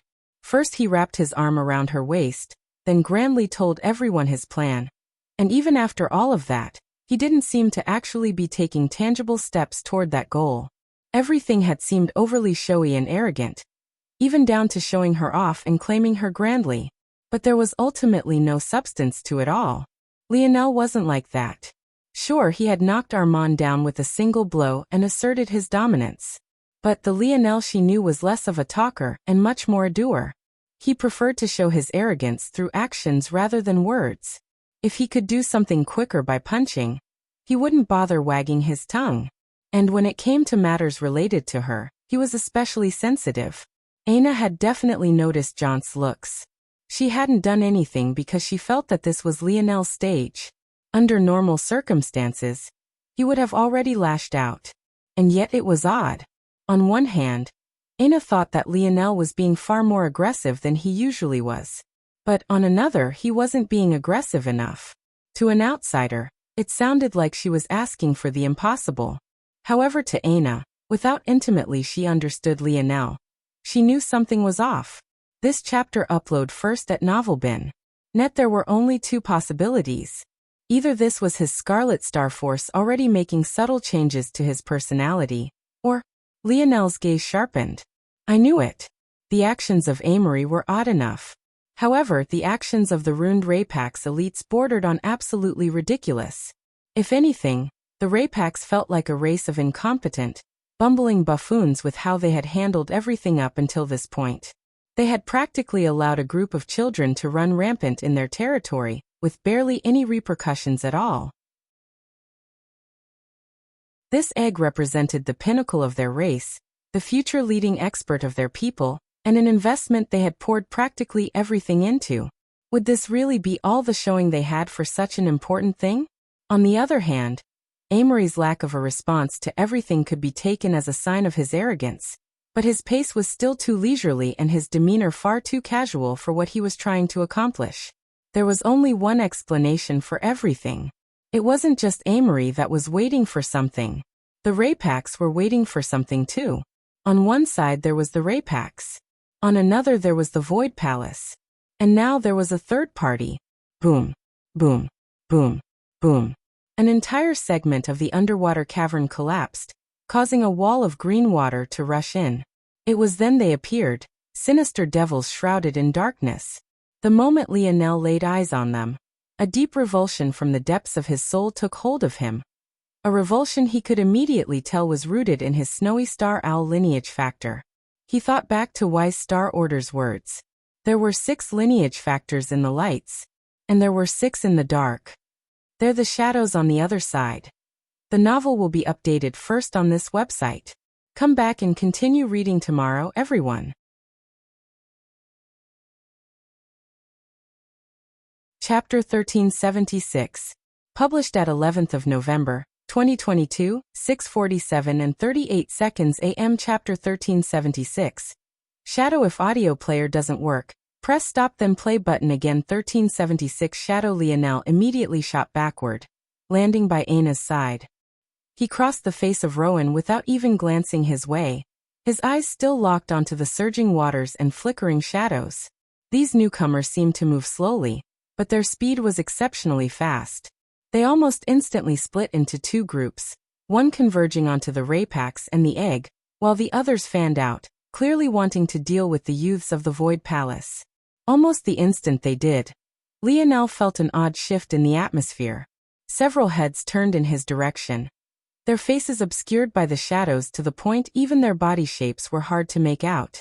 Whether they were male or female, fit or slim, even their heights seemed to wildly fluctuate, making Lionel's calculations reboot every other second. A chilling wind nipped at Lionel's neck, but his gaze only became colder. What was immediately obvious was that these individuals couldn't break the rules of the Raypax either. They were all most definitely either within the 5th dimension or the low 6th-dimensional tiers. Lionel's gaze sharpened. He couldn't afford to use this as an experiment any longer. This wasn't the time to train. It was a time to focus on survival. Anna. Yes. Go all out. Bang. Both of their auras skyrocketed, intertwining in a blazing pillar. One side of blinding white gold and red. Another side of dense black and crimson. A shadow appeared before them both, only to be met with 2 blades simultaneously. This chapter upload first at Novelbin. Net. If you want to read more chapters, please visit novelnext.com to experience faster update speed. Boom. Mature snowy star owl? What an unexpected find. Be a good little boy and tell me where you got your lineage factor. The shadow's dense fog seemed to morph, becoming 2 glistening bat wings that reflected hues of silver from time to time as though it had trapped the rays of the moon. Lionel's lips upturned, forming a sneer. I'm pretty interested in where yours came from too. The shadow seemed stunned for a moment, its wings slightly trembling as one half blocked Lionel's spear and the other handled Aina's battle axe. Even facing the two of them, its feet dug into the ground, its powerful legs pushing back without losing out in the slightest. However, it soon burst into a fit of laughter that grated on the ears, making Lionel feel as though a fork was scraping against his eardrum. You want to know where mine comes from? I have not met a boy so arrogant and ignorant in my life. Do you believe that even if you did know, that you could do something about it? The wings of the shadow flexed. An uncontrollable strength pulsed down Lionel's arms.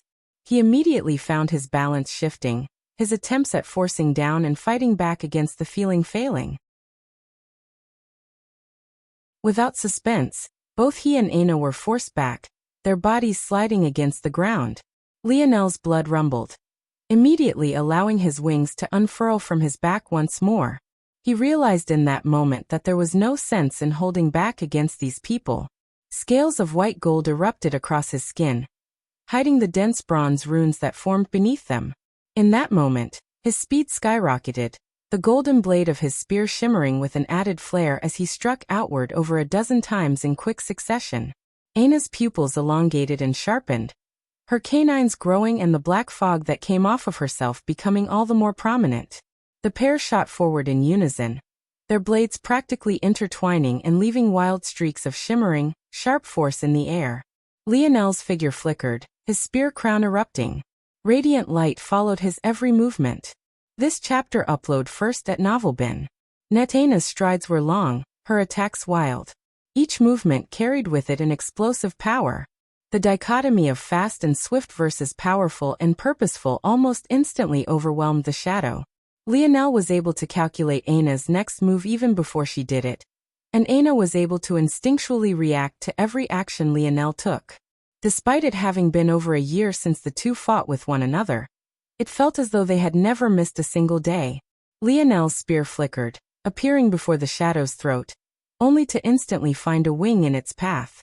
However, as though he had expected exactly this much, he had already moved, his figure vanishing and appearing to its back. His spear snaked forward as though its trajectory had never changed, piercing toward the back of the shadow's skull. Aina appeared to its front, her stance firm and her battle axe swinging in an upward arc. The momentum of her string was so fierce that its polearm warped and bent, the crashing sounds of wind pushing against its blade making one feel as though their eardrums might burst. The snarky voice of the shadow had long since faded. It was impossible to tell what sort of state it was in, or if it had even bled once since this battle began. However, its lack of a word seemed to speak volumes all to itself. The shadow dodged Lionel's spear by tilting its head to the side, but almost immediately crashed against Aina's axe as a result of its efforts. It stumbled backward in time to find that Lionel had already retracted his spear, his heel slamming into the back of the shadow's knee as it retreated. The shadow's heart skipped a beat. With how ethereal its form was currently, it couldn't understand how Lionel had managed to pinpoint its joint so precisely. But by the time it had finished this thought, it was already too late. Aina's axe descended from the skies, carrying with it the momentum of the original upward swing, and slamming downward with a piercing wind pressure that made the shadow feel as though it was about to be split in half without even feeling the touch of the cool blade's edge. Lionel's gaze sharpened, a dense fire lighting within. He had been careful to not use his Scarlet Star Force to not harm Aina, but now was the perfect time. Flames erupted on the tip of his blade, fusing with his spear force in the blink of an eye. Crack! Lionel's expression flickered when he heard this, but his strike remained true, timing it all perfectly. Their teamwork was simply too seamless. However, at that moment his eyes widened. Retreat.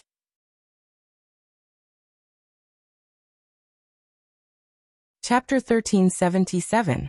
Published at 11th of November 2022, 6:47 and 37 seconds AM. Chapter 1377.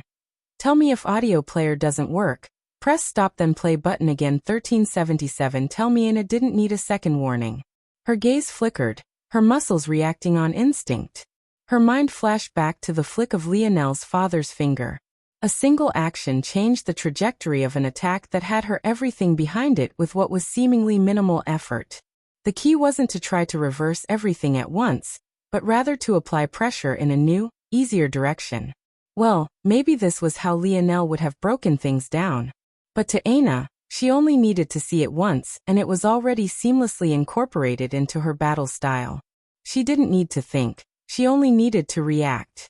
Her AXS arc shifted only the slightest bit, missing its intended target and swinging down and back. In one smooth motion, all of her forward momentum was suddenly pushed in a new direction, sending her body retreating even faster than it had been coming forward. Aina's pupils constricted as a palm enveloped by shadows and darkness just barely missed her chest. If she was just a moment slower, the result would have been devastating. At that moment, a strong wall of wind slammed against Aina's body, but this wind wasn't from the palm, but was rather from a flap of Lionel's wings that had just reached her. Her backward momentum shot up, causing the palm that had still been pursuing her to fall out of range, coming to a halt. Aina immediately recovered, shifting the momentum of her battle axe once again, and crossing it before her chest. Her grasp on impetus and motion seemed to have touched an otherworldly level, seamlessly loosening all of the pressure she felt from sudden changes in movement. Still, her heartbeat couldn't help but slow to a crawl, each individual pump becoming more and more powerful. Right then, that attack had come out of nowhere. She would have been a step late in reacting if not for Lionel, something that was shocking to her. It was clear that this individual had tried to get rid of her first and quickly. While Aina was sure that she would have managed to come out without dying, there was no doubt that she would have been injured, maybe even heavily. This chapter upload first at Novelbin. Net. If you want to read more chapters, please visit novelnext.com to experience faster update speed. Just like that, Lionel and Aina found themselves separated by a few dozen meters, there now being two shadows in between them instead of one, the second seemingly having appeared from thin air. However, Lionel knew better. They hadn't appeared out of nowhere, they had folded space. It was yet another Shadow Sovereign, a third one had appeared. They're a Shadow Sovereign. Be careful, Lionel said, pushing his senses to the absolute maximum. He almost hadn't noticed the change. Luckily, ever since he ran into the Umbra family, Lionel had a habit of not only scanning regions, but also checking for shifts in force concentration, a task he assigned to one of his mini-split minds. The Umbra family had a strong concealment ability that was difficult to detect. The only method was by checking for the shift in dark elemental force concentration. Just then, Lionel had sensed a random and sharp spike which made him realize that there was something wrong. He chose to retreat first and not get greedy. How do you detect them? Aina asked. Feel for dark elemental force. Lionel responded, using his internal sight this time.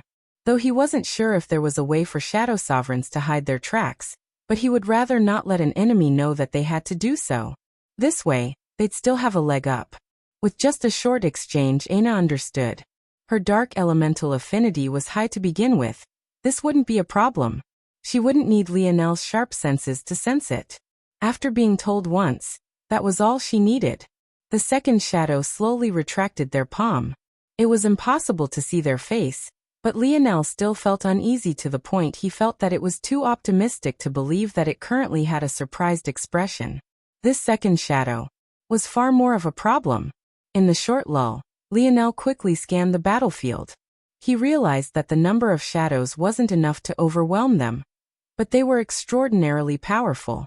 If not for Lionel and Aina working together to defeat the first shadow, it would have taken either one of them far more effort. Their battle prowess fighting together was greater than the sum of their individual strengths, something Aina would most definitely remind Lionel of at a future date. Even while being outnumbered, the momentum of the battlefield had taken a large swing. In fact, many youths from the Void Palace had already fallen, never to rise again. Their numbers had already been cut by a fifth, and it was only getting worse with each passing second. This chapter upload first at Novelbin. Netto make matters worse. The flood of water the shadows had allowed in was slowly overwhelming the land. Lionel could already feel the moisture at his feet, and maybe soon they'd all be wading in it. Things were fine for now because this water was filled with life force, and could actually be greatly beneficial if they saved and stored it away. However, what about when the anarchic force poison layer began to flood inward as well?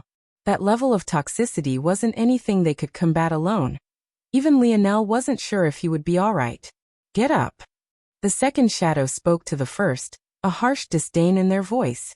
The first shadow was the only one to have come so close to losing their life so quickly. Despite its usual snarkiness, the first shadow didn't say a word as it complied. This kid. I'm aware. Go support the others. All the information he has will soon be mine. We don't have a lot of time before the Raypaks try to close the cage of this trap they think they've sprung on us. Yes. The first shadow flickered and vanished, its wings only needing to flap once to take it across the battlefield and toward its target. The palms of the remaining shadow flipped over, revealing two slender shadowy swords. It turned toward Lionel, its head seeming to tilt. Why don't you tell me where the lineage tablet is?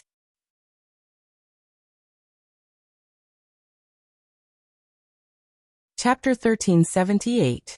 Published at 11th of November, 2022, 6:47 and 36 seconds AM. Chapter 1378. Counter if audio player doesn't work, press stop then play button again. 1378 counter. Lionel's gaze narrowed. Of all the things he could have expected to happen, this was the last. He didn't think that just existing would end with such people on his tail. He couldn't help but wonder how it was the Luxniks had remained safe for so long. From what Lionel could tell, these shadows definitely came from an organization far more powerful than what the Luxniks could hope to match. Lionel exhaled a light breath. The obvious conclusion was that this was thanks to Wise Star Order. The old man had remained silent even up until this point, despite the fact Lionel was quite certain he was paying attention to the current situation. It suddenly felt obvious to Lionel that the old man had more reasons for forcing the Luxniks to lay low for 3 generations than he was letting on. However, Lionel had absolutely no intention of selling out a family. He planned on taking over personally very soon. And even if he hadn't had such intentions, exposing them would put his mother, grandmother and cousin in harm's way. If they wanted such information from him, they would have to try harder than this. Lionel's body relaxed. The toned outline of his scale-covered body seemed to lengthen somewhat, his tense muscles loosening. Almost the moment he did, spiraling flames seemed to erupt around him as though this was simply his most natural state. I've never fought a Shadow Sovereign before. How about you enlighten me? This chapter upload first at NovelBin.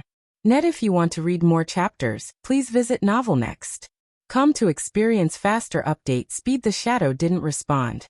Instead, it flickered and vanished. This time, however, this wasn't an illusion of speed.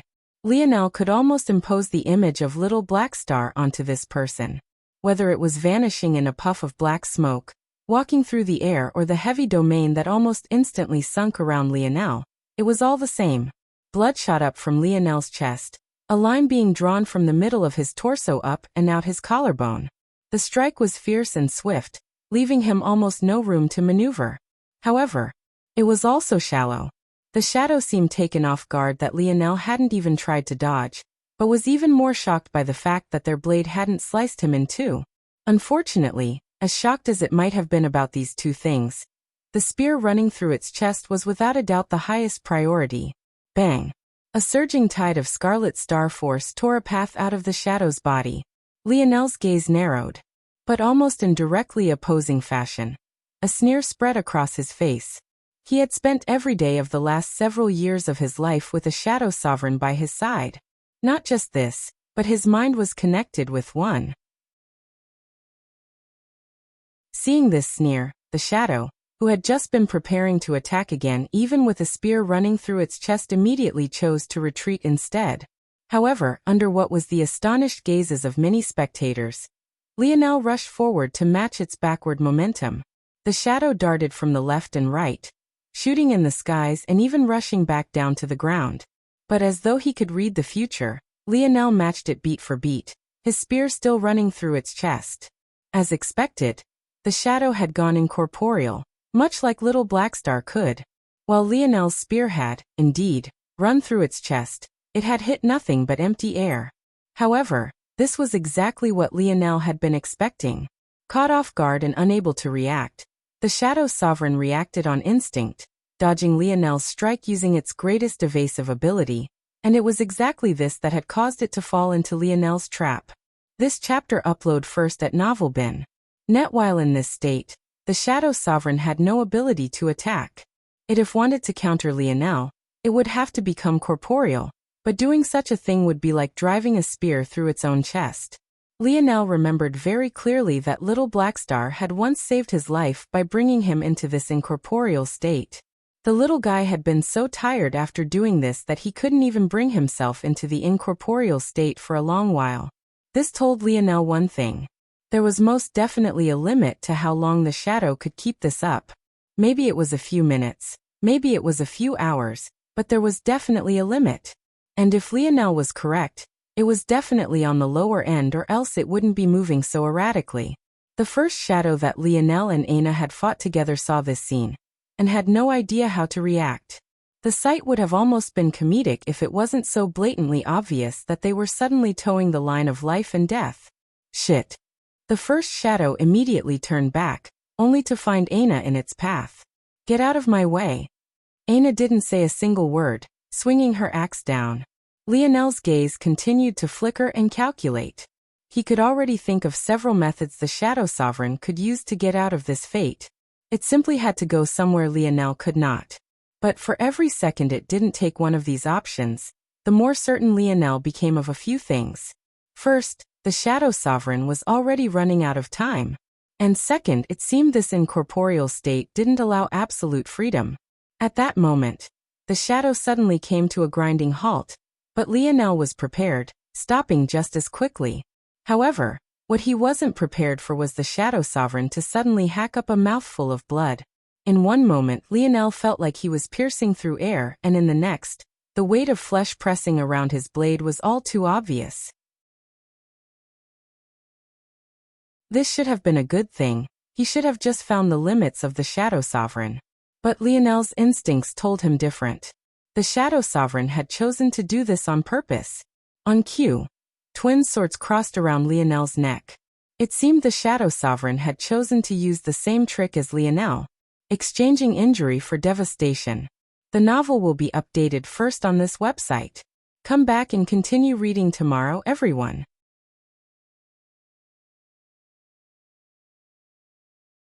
Chapter 1379. Published at 11th of November, 2022, 6:48 and 23 seconds AM. Chapter 1379. If audio player doesn't work, press stop then play button again. Chapter 1379. Inyang at that moment, hanging on the verge of life and death, a twin pair of swords ready to sever his head from his neck. Lionel was calmer than he had ever been. In fact, he was frighteningly so, to the point one would have thought that he was watching a movie play out before him rather than experiencing this himself. But the difference was that even while watching a movie, an observer would have shown more of an expression than he did. In that instant, his irises flashed with a pair of golden red runes, his hidden bronze runes suddenly becoming lit ablaze as a crimson light raced across them and up his neck. Clang! This time Lionel was certain. Even without being able to see its face, he knew for a fact that its expression had been warped in shock. The twin pair of swords clanged against Lionel's neck as though they were meeting two sides of a steel wall. All of the force that had once coated them crumbled, being destroyed by an odd force field that filled one with an impending sense of danger. Who said destruction could only be used for offense? Lionel's spear ripped upward, slicing through the shadow's body. He showed not even the slightest hint of mercy, his gaze remaining cold from start to finish. Just as he finally managed to slice its skull in two, the spear force he had been forcefully holding together shattered into motes of light. But the resulting explosion also took with it the head of the shadow, causing its skull to also explode. Lionel looked toward this scene and shook his head. He had heard the crack before, but it was truly unfortunate. His spear force was the most powerful when his Scarlet Star force was infused into it, but it couldn't retain its structure. It had only lasted a few minutes before shattering, a time that would have been even shorter had Lionel actually been clashing with it instead of just leaving it in what was ultimately thin air, considering the shadow had spent most of its time incorporeal. Still, this result was satisfactory. He had managed to overwhelm the shadow with his mind and take it out with minimal effort. This was definitely a good thing because the shadow seemed to be a top 3 threat amongst them all. Taking it out now removed a huge burden from his shoulders. My spear force seems to still be lacking. I don't think it's a problem of its level. If it can't handle 4th-dimensional Scarlet Star Force now as a 5th-dimensional Blade Force, then it'll never be able to handle it in the future. It needs to evolve beyond its current means without reaching the 6th dimension. This thought made Lionel wonder if he had progressed his bow force too fast. Was there anything he had missed in that time? Lionel retracted his spear, spinning on his heels and rushing toward Aina. She had been blocking the first shadow for him all this time, and though she was doing fine, it would be best if they could team up and take out yet another shadow. From what Lionel could tell, he was the only one to have killed a shadow at all. If things continued like this, it would become troublesome. Conan, his cousin Gunter and Simona, along with their subordinates, had already formed one resistance group. Armand and John had formed another. Finally, Rosen and a few others formed the last. A balance seemed to have been struck, but it had once again entered a lull that made Lionel uncomfortable, especially after so many gazes locked onto him. The moment the Shadow Sovereign had fallen, piercing auras threatened to rip Lionel to shreds. Boom. Lionel stomped a foot down hard, his head suddenly snapping backward. What remained of the Shadow Sovereign's shadow had shattered like dry ice falling to the ground. Tendrils of darkness spread out wildly, scratching and clawing at the earth and lapping up the slowly moistening ground. Lionel's expression became a fusion of slight shock and confusion. Was there possibly an ability of the dimensional verse capable of bringing someone back from the dead? Or was it really possible that his attack just now hadn't killed this person? Lionel might have been able to accept something like that if he had just used normal spear force, but he had used his Scarlet Star Force as well, and it had even exploded, taking the Shadow's head with it. How was any of this possible? The tendrils of Shadow suddenly shot together, forming a large ball of black that burst in the next instant, revealing a figure Lionel understood even less. It had short legs and arms and seemed to be covered by incorporeal fur. It had a round, sturdy belly and it stood at over 3 meters tall. Its 2 eyes were surrounded by an abyss of black along with its ears, but much of the rest of it out of its limbs shimmered with a sparkling white. A panda? It felt like more than if there was ever an emperor of pandas recognized by all. This would be it. This creature felt almost too majestic, to the point that Lionel almost mistook it for being real for just a moment. He could tell that this was just an illusory, it didn't have a tangible form. In fact, it was a lot like his beast constructs when he used the Luxnix family force arts. The Luxnix force arts and much of their techniques should come from the bronze tablet. Are these things related? Lionel's pupils constricted. The shimmering white fur of the glowed brighter and brighter, the moistness of the ground suddenly vanishing as it was all swallowed. It was clear that the Shadow Sovereign was using this to heal itself. But that wasn't the problem. Lionel had already accounted for this possibility, but the injuries he had left behind should have been far too devastating to even think of doing something like this. Inyang Domain. The oppression of the shadow domain around Lionel suddenly increased by tenfold.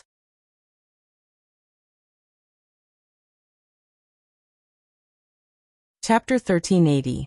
Published at 21st of November, 2022, 9:47 and 25 seconds AM. Chapter 1380. Realization: if audio player doesn't work, press stop then play button again. 1380 realization. Lionel's expression changed. It wasn't because of the pressure, but rather because he felt as though his control over the light element had practically just vanished. To make matters worse, that extended to his Scarlet Star Force as well, leaving him baffled. The majestic panda swung a paw. It was a simple action, with hardly any effort put behind it, and yet it almost instantly felt as though the entire world was falling onto him from above. Shit. Lionel dove out of the way, his wings flapping once when he was already out of the way. Boom. The entire cavern quaked, the location where Lionel had just been standing suddenly gaining a paw print that was easily a meter deep. Lionel's expression flickered. That level of strength was ridiculous. Slicing the earth apart or destroying it was one matter, but compressing so much when it was already so sturdy? That was absolutely ridiculous. Had that attack landed on him, unless he used his destruction to flood his runes again, He didn't think a single bone would survive being shattered. Old man, don't you think you've been quiet enough? I know you know something. Is this shadow just unkillable? Should I run? Lionel had never seen an ability allow someone to survive having their head explode. He had no way of telling how many more times the shadow panda could repeat that sort of action. The situation was already precarious, and he was pushing it by remaining here instead of finding a way to run. If things fell any further out of their favor, Lionel wouldn't care about what benefits they could get here any longer. He would take Aina and run. It's an Aurora black panda. Lionel's figure flickered.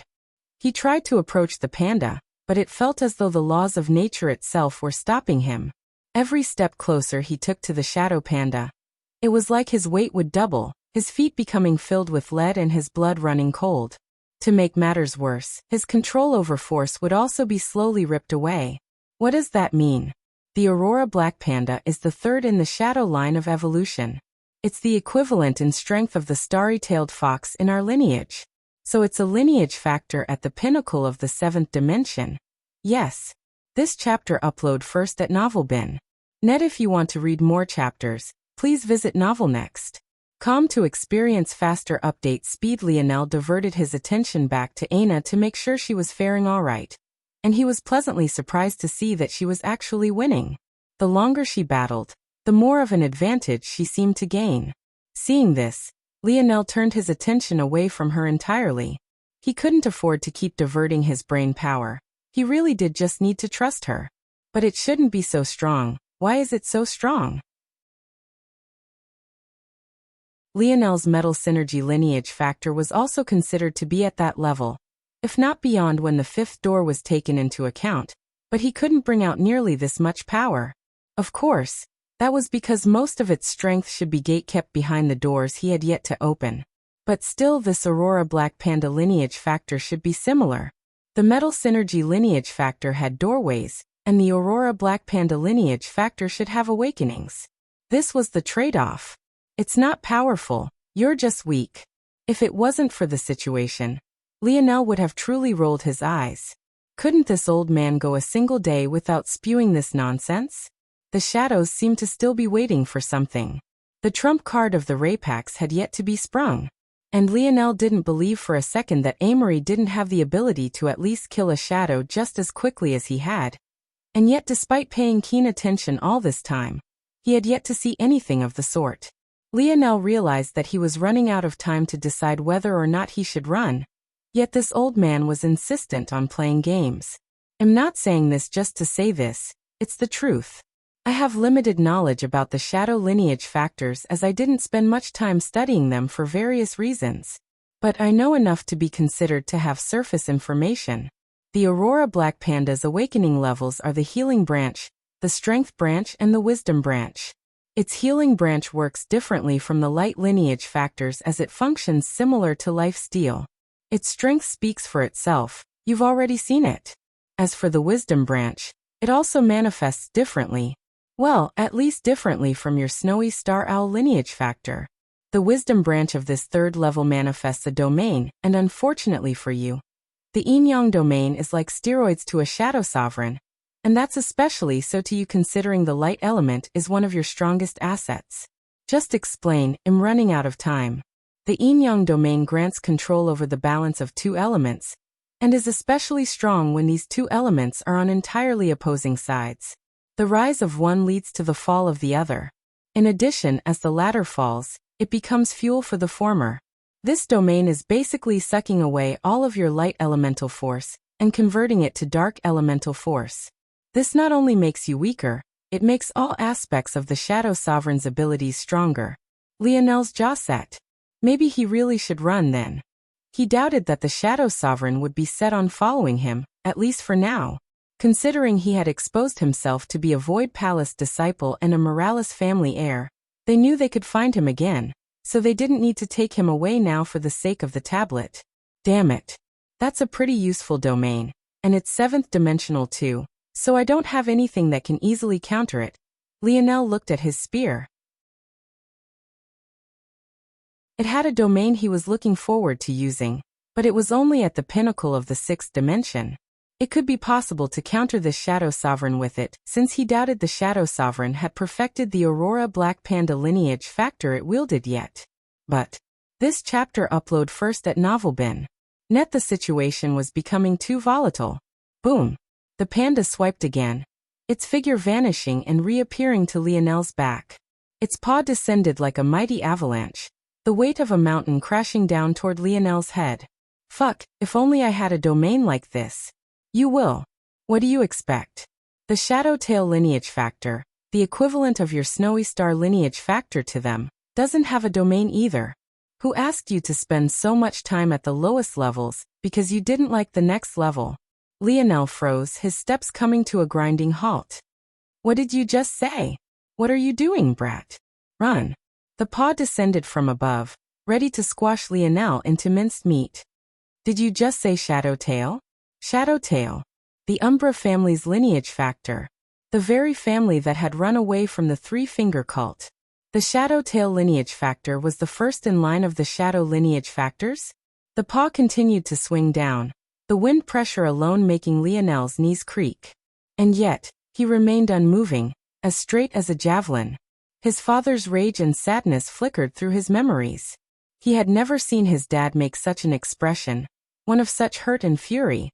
This was the cult that had killed his grandfather. Lionel saw red. "I'll kill you all." Boom.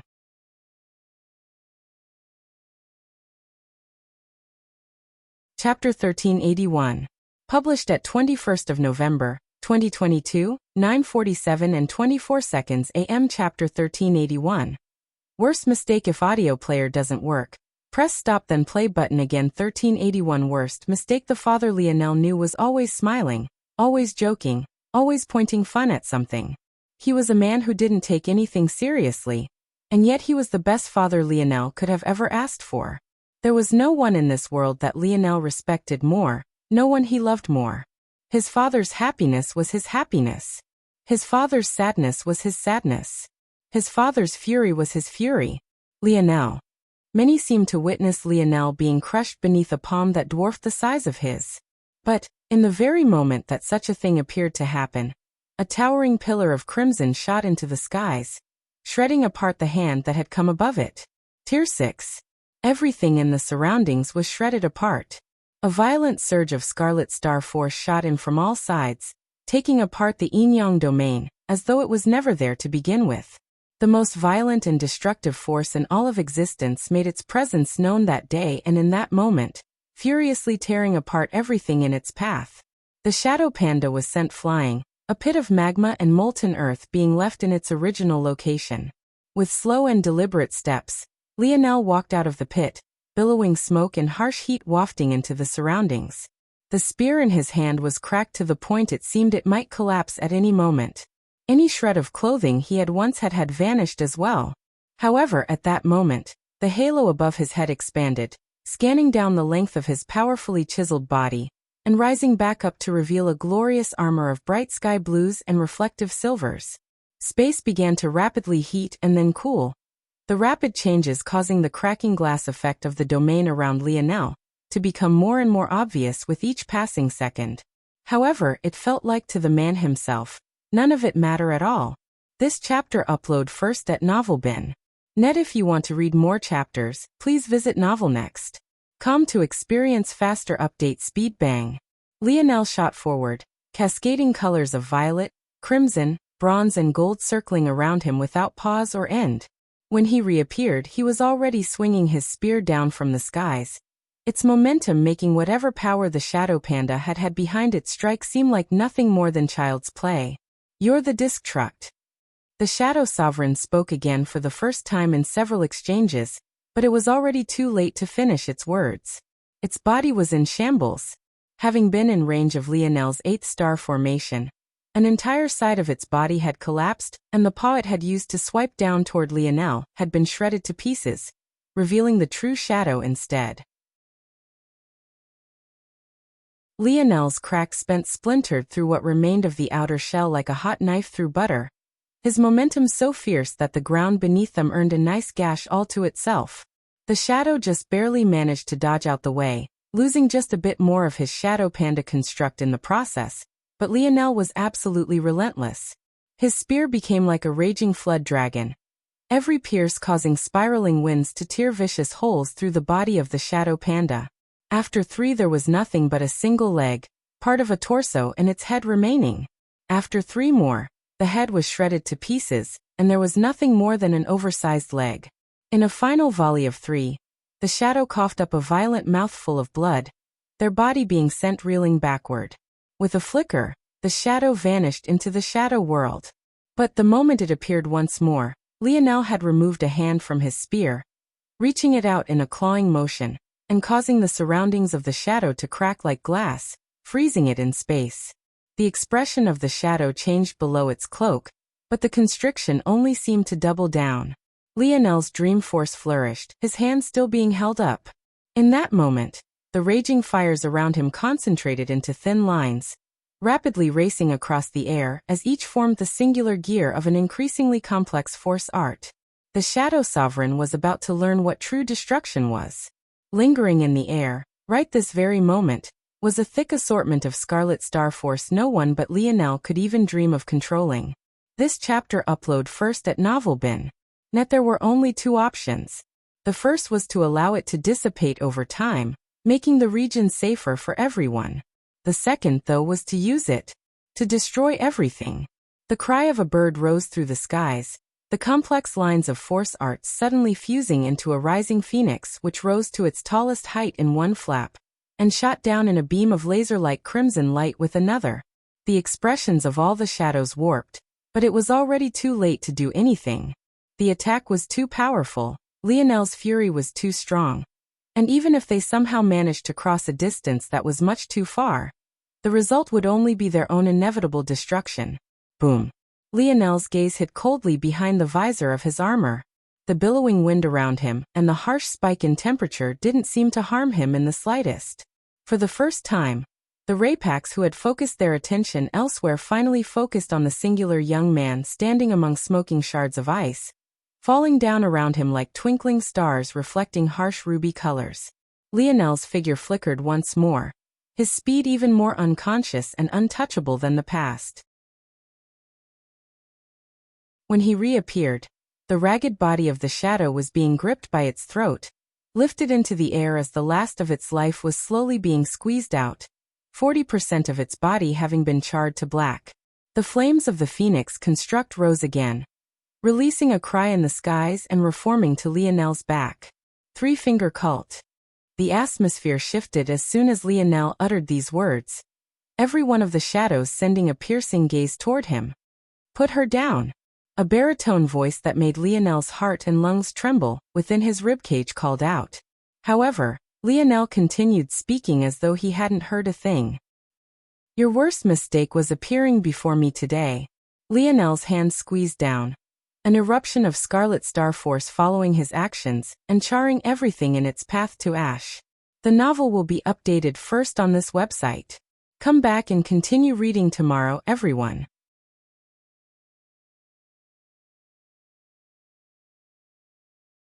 Chapter 1382. Published at 21st of November 2022, 9:47 and 22 seconds AM. Chapter 1382. Crown and Halo. If audio player doesn't work, press stop then play button again. 1382. Crown and Halo. The corpse vanished as Lionel released his grip. His head slowly tilted upward, his irises having turned entirely crimson. It seemed as though they had gained unfathomable depths, impossible to gauge, impossible even to look straight into. With a single flap of his wings, the ground beneath him cracked and trembled. When his figure became slightly more substantial than a blur, he had appeared amidst Aina's battle with the first shadow seamlessly, crossing through the parade of blades and sharp wings as though they weren't a danger in the slightest. His spear descended down from the skies, the cracking of its body seeming to be slowly healing with each passing moment, erupting fiery licks of golden red flames jetting out from its imperfections. No, the raspy voice for the first shadow called out, but there was no longer a chance. The Scarlet Star Force swirling about Lionel now was firmly within the 5th dimension. To these people here, he was a god and a deity, untouchable and unblemished. Bang! The blade severed the shadow in two, incinerating them to ash before even hitting the ground. At that moment, a third shadow appeared before Lionel, just a step too late. Lionel was almost certain that this was the very same man with the low, baritone voice that had called out for him to stop initially. Unfortunately for him, he had been far too slow. A surging palm aimed directly for Lionel's chest, fast and swift. The air collapsed around it, stacking and fusing. There was no room to move or dodge. The instant Lionel landed on the ground, it had arrived, and a clap of the sound barrier shattering matched the timing absolutely perfectly. Boom. The hand doubled in size the instant it collided with Lionel, becoming no different from the shadow panda of before. The difference was that this time, rather than being a shadow sovereign, this individual seemed to have a vibration-type ability. The power behind this blow alone should have been enough to even tear a Tier 1 sixth-dimensional existence to shreds in a single strike. This chapter upload first at NovelBin.net. If you want to read more chapters, please visit NovelNext.com to experience faster update speed. And it landed right on Lionel. Vicious winds kicked up, a violent cyclone of wild gusts and gales wreaking havoc toward everything in its path. Aina, who had now ended up to Lionel's back, braced herself for impact, her eyes widening in shock and worry. She didn't understand why Lionel was suddenly so infuriated, but that didn't mean that she wanted to see him hurt. However, what was supposed to come, never did. Lionel's gaze shifted down to the palm resting on his chest. This time, two flickering golden runes danced within his crimson irises, sometimes apart, sometimes fusing. Their fluidity was something that one could get lost in for hours on end, only to realize that you were still in the middle of a battle.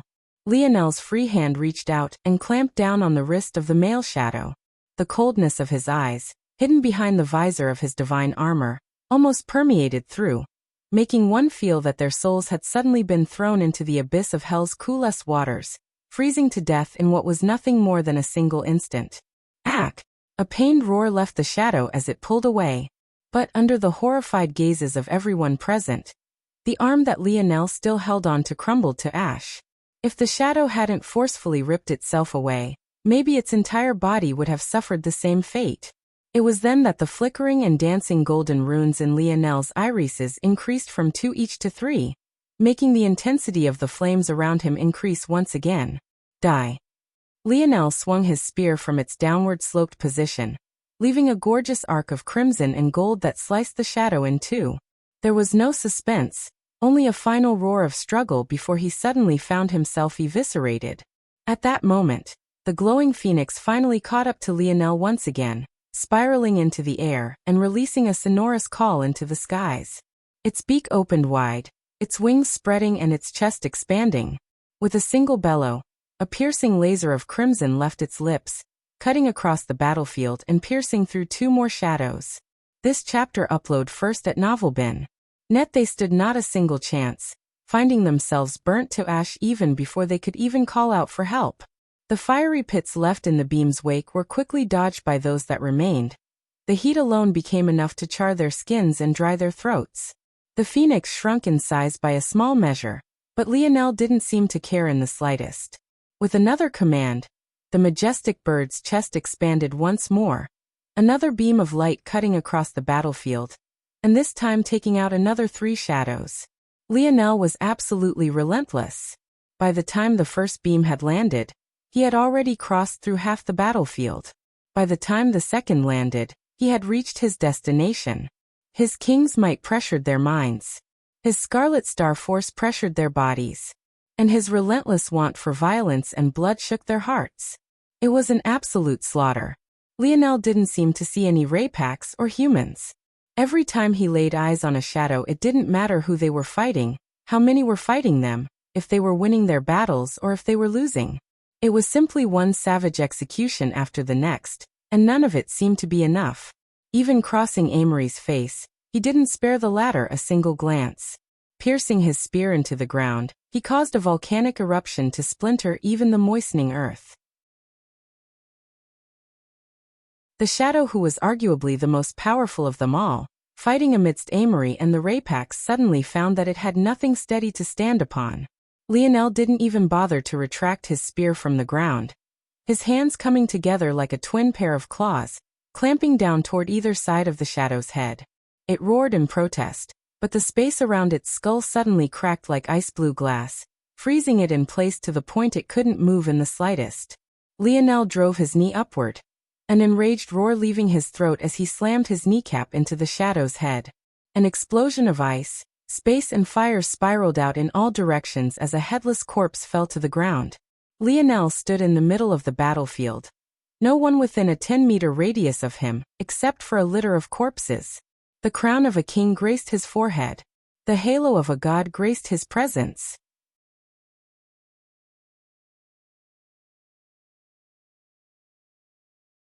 Chapter 1383.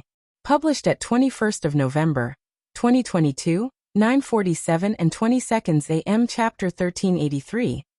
Good luck if audio player doesn't work. Press stop then play button again. 1383. Good luck in the skies above the Rapak's nest. Far above where their protections lay, a raging battle was ongoing. On one side there were the elites amongst the Rapaks, and on the other there were the shadows of the Three-Finger Cult. If anyone saw this level of battle, they would realize that it is this that would decide the fates of all those below and not whatever petty squabbles the youths had gotten into. If Lionel saw it, he would come to understand that this was what was truly going on, and why it seemed the Rapaks had such lackluster preparation. However, upon realizing this, he would also gain himself another question. Where did Amory fit in all of this? The only explanation, then, was that Amory had a method of leaving this place outside of conventional means. On another hand, though this also meant that the youths who had chosen to run away instead were suddenly in a precarious position. Leaving was impossible for them. There was danger on the inside, and there was most definitely danger on the outside. A group of youths who had had every intention of rushing away and finding a path back to human domain territory within the void battlefield were stuck. They had made it to the outskirts of the nest, only to find that there was nowhere to go.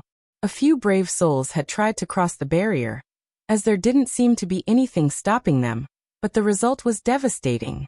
The Rapaks and the Shadows didn't even pay attention to these youths, and they were even thousands of kilometers up into the sky, and yet the reverberations of their battle alone was enough to blast everyone who tried to escape into minced meat.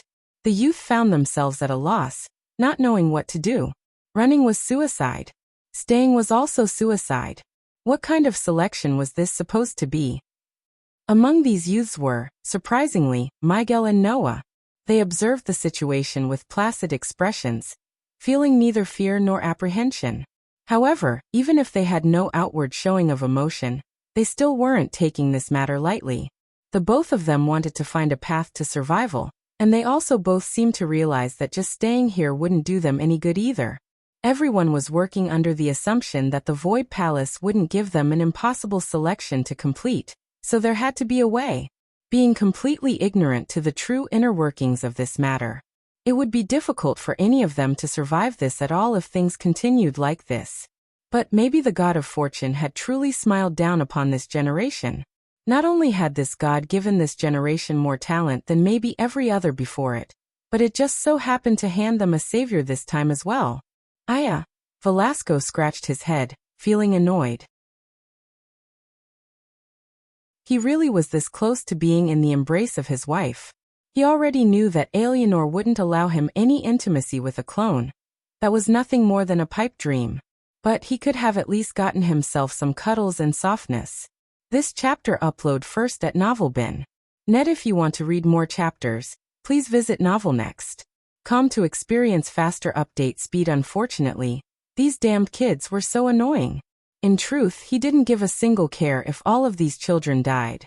The unfortunate part of it all was that his little nephew was part of them. He quite liked his little nephew and couldn't just leave him like this. If Lionel could hear his father's thoughts, he would be speechless. Where was this care and affection for his own son? Why did it sound like he cared about Noah far more than he did Lionel? By all rights, Lionel was technically in an even more dangerous situation because he wasn't even close to leaving. Lionel would definitely have to give his old man a piece of his mind. It really is you. Velasco continued to scratch his head for a moment before switching over to picking at his ears. It was as though he hadn't heard the voice that had so suddenly appeared to his back at all. And yet this individual didn't do a single thing either. If one knew who this person was, they would have been shocked to an absolute extreme. This sort of apprehension wasn't the sort of trait one would ever expect them to exhibit. There were many ranks amongst the three-finger cult. However, one of the highest was the title of scholar. No one knew exactly how large or widespread the three-finger cult was, but what a select few did know was that there were only 5 confirmed scholars. Every time they appeared, it would without a doubt be during a very important mission. And without a doubt, this mission would succeed. Ah, I understand. This is just an avatar of yours. It's no wonder you haven't done anything.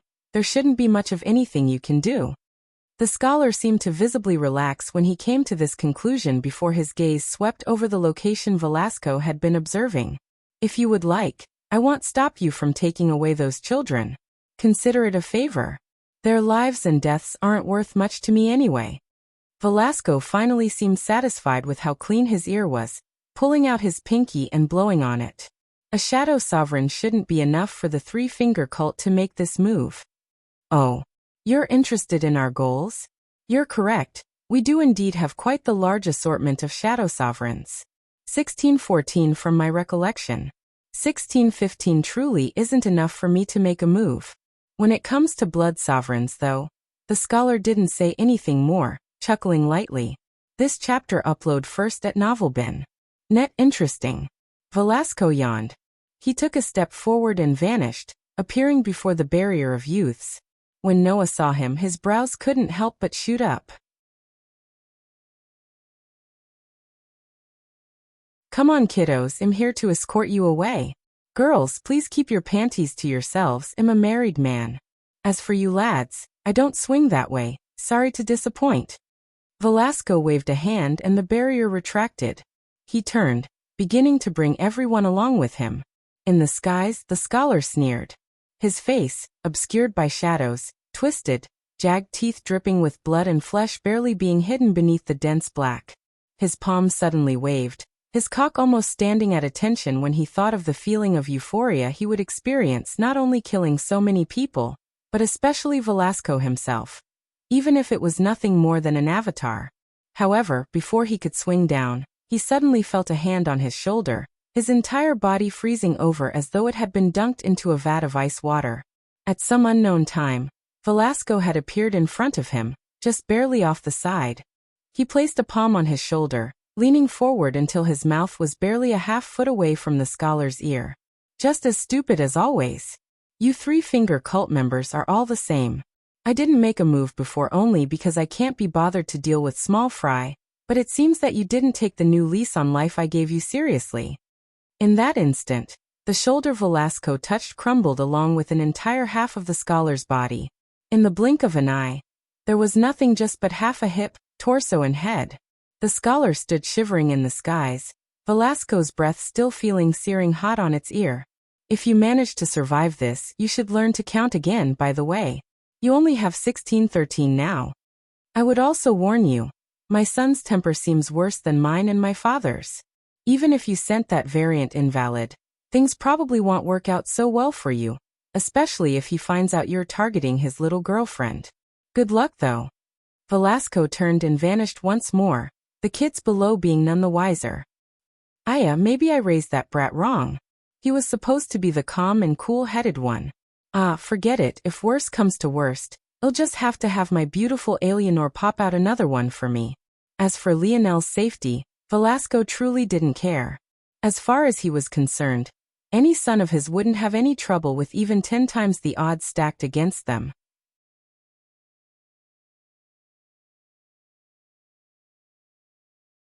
Chapter 1384.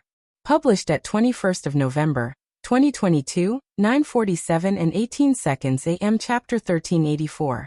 SKRE. If audio player doesn't work, press stop then play button again. 1384 SKRE. Lionel took deep breaths, but he didn't seem to be very tired. It was as though the billowing steam coming off of him painted the illusion that he was heaving much harder than he actually was. Fear and apprehension colored the faces of those in the surroundings. They were suddenly almost too obviously aware that there was no one here capable of withstanding those flames. The prowess of Scarlet Star Force was obvious for all to see, blatantly within their faces. Even the likes of Conan, who had been certain that it would all be meaningless the moment he stepped onto the god path, couldn't help but hold his breath slightly. In one moment, there had been a raging battle going on, and yet in the next, it had all been ended by a singular young man who entered a fit of rage. It was difficult even to fuse the images of the smiling young man from before with the one before them now. Despite the arrogant words he had spoken previously, the joking tone within them and the smile on his face made it difficult to hate Lionel. However, right now, with his face hidden behind a visor and his body wreathed in flames and shards of sparkling ice, it felt difficult to humanize him. He was a monster, an insurmountable mountain. He was exactly as powerful as he needed to be in a given situation, and if you thought him to be weak, well, maybe you should look in the mirror and see if you were worthy of him putting in any effort. At that moment, the ceiling cracked and splintered, a shimmering amethyst token falling from above. Lionel only reached out a palm, and it seemed to fall into it as though he had commanded it to do so. He turned back and grabbed his spear, ripping it out from the ground and ignoring the spurt of molten rock that threatened to cover him from head to toe. His body seemed to still be fuming, almost like it was enraged that there weren't any other enemies left to battle. Just thinking this was absolutely ridiculous, especially since there were still a large contingent of Raypaks still remaining. As though to confirm exactly this, when Lionel turned back, he found an enormous runed Raypax looming over him. Its silvery armor was etched in gold runes, and even with its poor, curved posture, it towered over Lionel by at least 2 meters. Lionel looked up, his body uncaring and unmoved as he stared into what he thought would have to be the Raypax's eyes. This chapter upload first at Novelbin.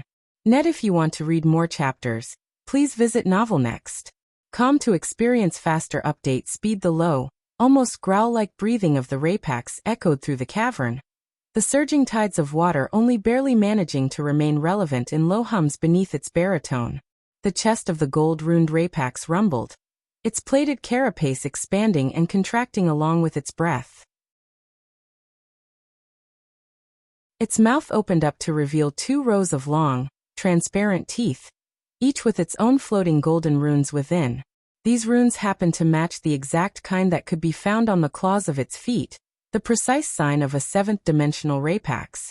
Its long tongue dripped with saliva, sliding out of its mouth. Lionel could see the individual imperfections and roughness along it, almost making the blackish-red tongue look a lot more like a piece of sandpaper than flesh. Hints of saliva dripped downward and toward Lionel, but before they could even reach within a meter of him, it was all incinerated to ash. If Lionel cared to ask why Star Order about this right this moment, he would understand that this was a Raypax's method of showing excitement and eagerness. There was a reason that this was the very first time Lionel was seeing any one of their mouths. The Raypax were warriors, bred for this purpose since their youth. From the moment they were sentient of anything, they had already begun to fight for their lives, and even after reaching adulthood, they continued to do so. Whether male, female, young or old, a Raypax would die on the battlefield, and they lived for that sort of thrill. Lionel was too enraged to see it at first, thinking this to just be another challenge, another head he had to slice off. However, the longer it went on, the more Lionel's gaze seemed to waver. He could feel it. The thoughts of this Raypax. No, its last thoughts. Lionel hadn't considered something very important. These Raypax were so weak now despite having been 7th-dimensional in their primes because they had poured all of their life force into this egg. But what now? Would they just recover given enough time? Lionel now understood he had been too naive. When wise Star Order said that the Raypax went even further when such a talent was born, even using living Raypax, he never said they would get to live. These Raypax Lionel was seeing now were already on their last legs, just a few hours away from breathing their last. He could feel the wall of emotions coming from this Raypax now. This chapter upload first at Novelbin. Net. Excitement, eagerness, regret. Regret that it didn't get to watch Lionel grow. Regret that it couldn't wait to fight Lionel when he had reached his full potential. Regret that this would be the last chance he would get to face such a warrior. Lionel's expression flickered, his cold gaze softening and his heart skipping a beat. He looked past the Raypax, his eyes landing on the egg. The emotions were different but they still felt so real. Not quite human, but who said that only the human experience mattered? He had been so caught up in the Rapax being the others. He had even taken Wise Star Order's word at face value, believing this egg to be not much different from a beast crystal you could absorb. But that's not an egg. That's a baby.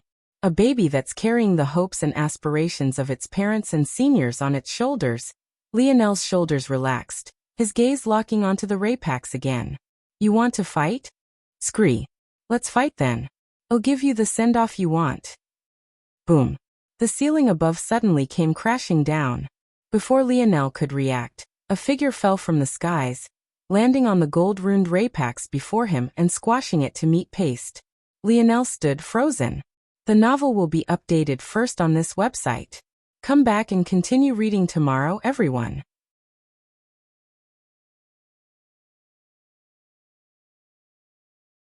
Chapter 1385. Published at 21st of November, 2022, 9:47 and 17 seconds AM. Chapter 1385. My Queen. If audio player doesn't work, press stop then play button again. 1385. My Queen. The figure was enormous, just as big as the previously standing gold-runed Rapax had been, and yet somehow far heavier. Standing at 4 meters tall, and with a body covered in hair and beast skin, he looked like a Goliath straight from biblical tales. His waist was as wide as a barrel, his arms as thick as legs and his legs as thick as pythons. He was covered in hair from head to toe, down to his legs and arms, and most definitely his chest and torso. His hair was a wild mane of white and his beard followed suit. But what was the most shocking was the fact his eyes were nothing but orbs of white. Immediately, everyone understood. Variant invalid. The variant invalid took a breath, and it suddenly felt as though all the air in the surroundings had surged toward it. Some of the weaker youths were forced to grab a hold of something before they were inadvertently sent flying toward what was clearly an enemy. The variant invalid exhaled and patted its torso. However, the sound was a lot more like metal crashing against metal than flesh meeting flesh. This air smells like shit. How do you Rapax live here? Have a little sense of pride? Ah, fuck it. The variant invalid took another large sniff, and its head finally locked in a particular direction before a wide, white smile plastered itself across its face. At that moment, the variant invalid's white hair and beard looked almost ethereal. If one wanted to depict a perfect representation of Zeus, maybe there would be no one better than it. Excellent. Excellent. Excellent. Excellent. The booming voice of the variant invalid caused the cavern to rumble. My queen. My blood sovereign. I have finally found you. This chapter upload first at Novelbin. Net. If you want to read more chapters, please visit Novelnext. Com to experience faster update speed. The uproarious laughter of the variant invalid rocked the cavern. Its gaze of wild lust locked onto Aina, and refusing to move to another place.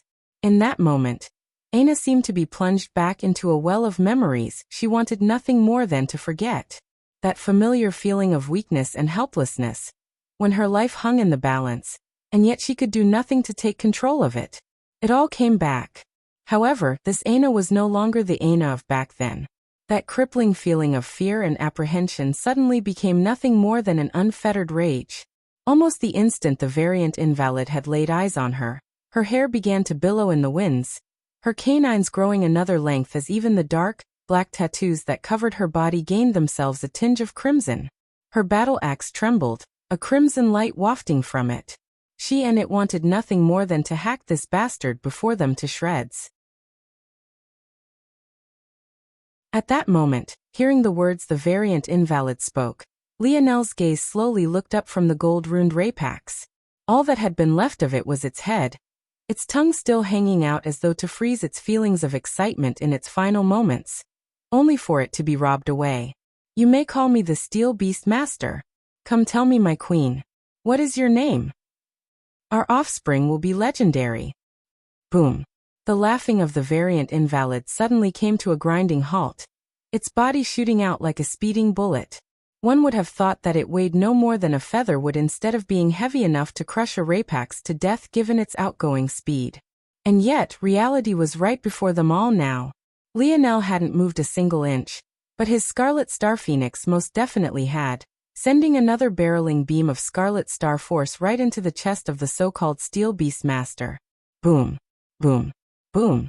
The Steel Beast Master crashed into the walls, surging out into the tide of green liquids once again.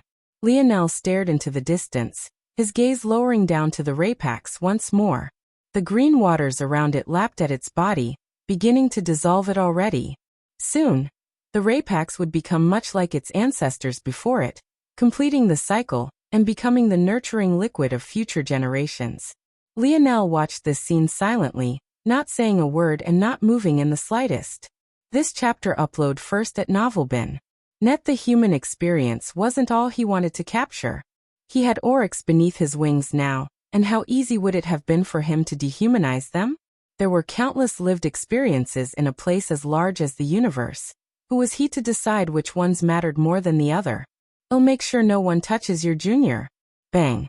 In that moment, another hole in the wall shattered and a familiar enormous figure landed heavily on the ground. Its chest was charred and the white hairs in the area were entirely singed. In some areas, wounds as deep as bone lay. But just as quickly as they had appeared, layers of skin and cracked bone fell to be replaced by a healthier, stouter flesh. Lionel's head raised again. In the blink of an eye, the Steel Beast Master had closed the distance, standing over the dissolved corpse of the gold-runed Rapax, and towering over Lionel. You have.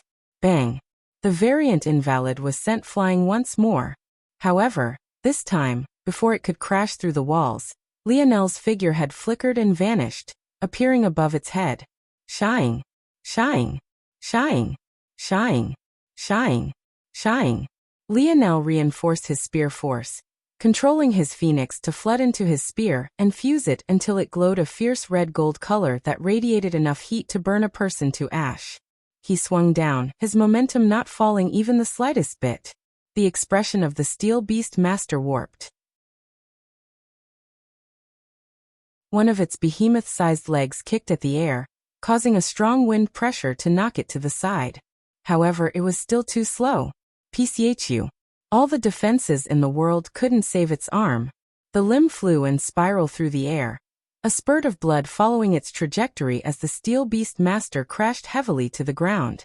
Lionel landed as light as a feather, his soft steps ringing out as his crown and halo continued to glow.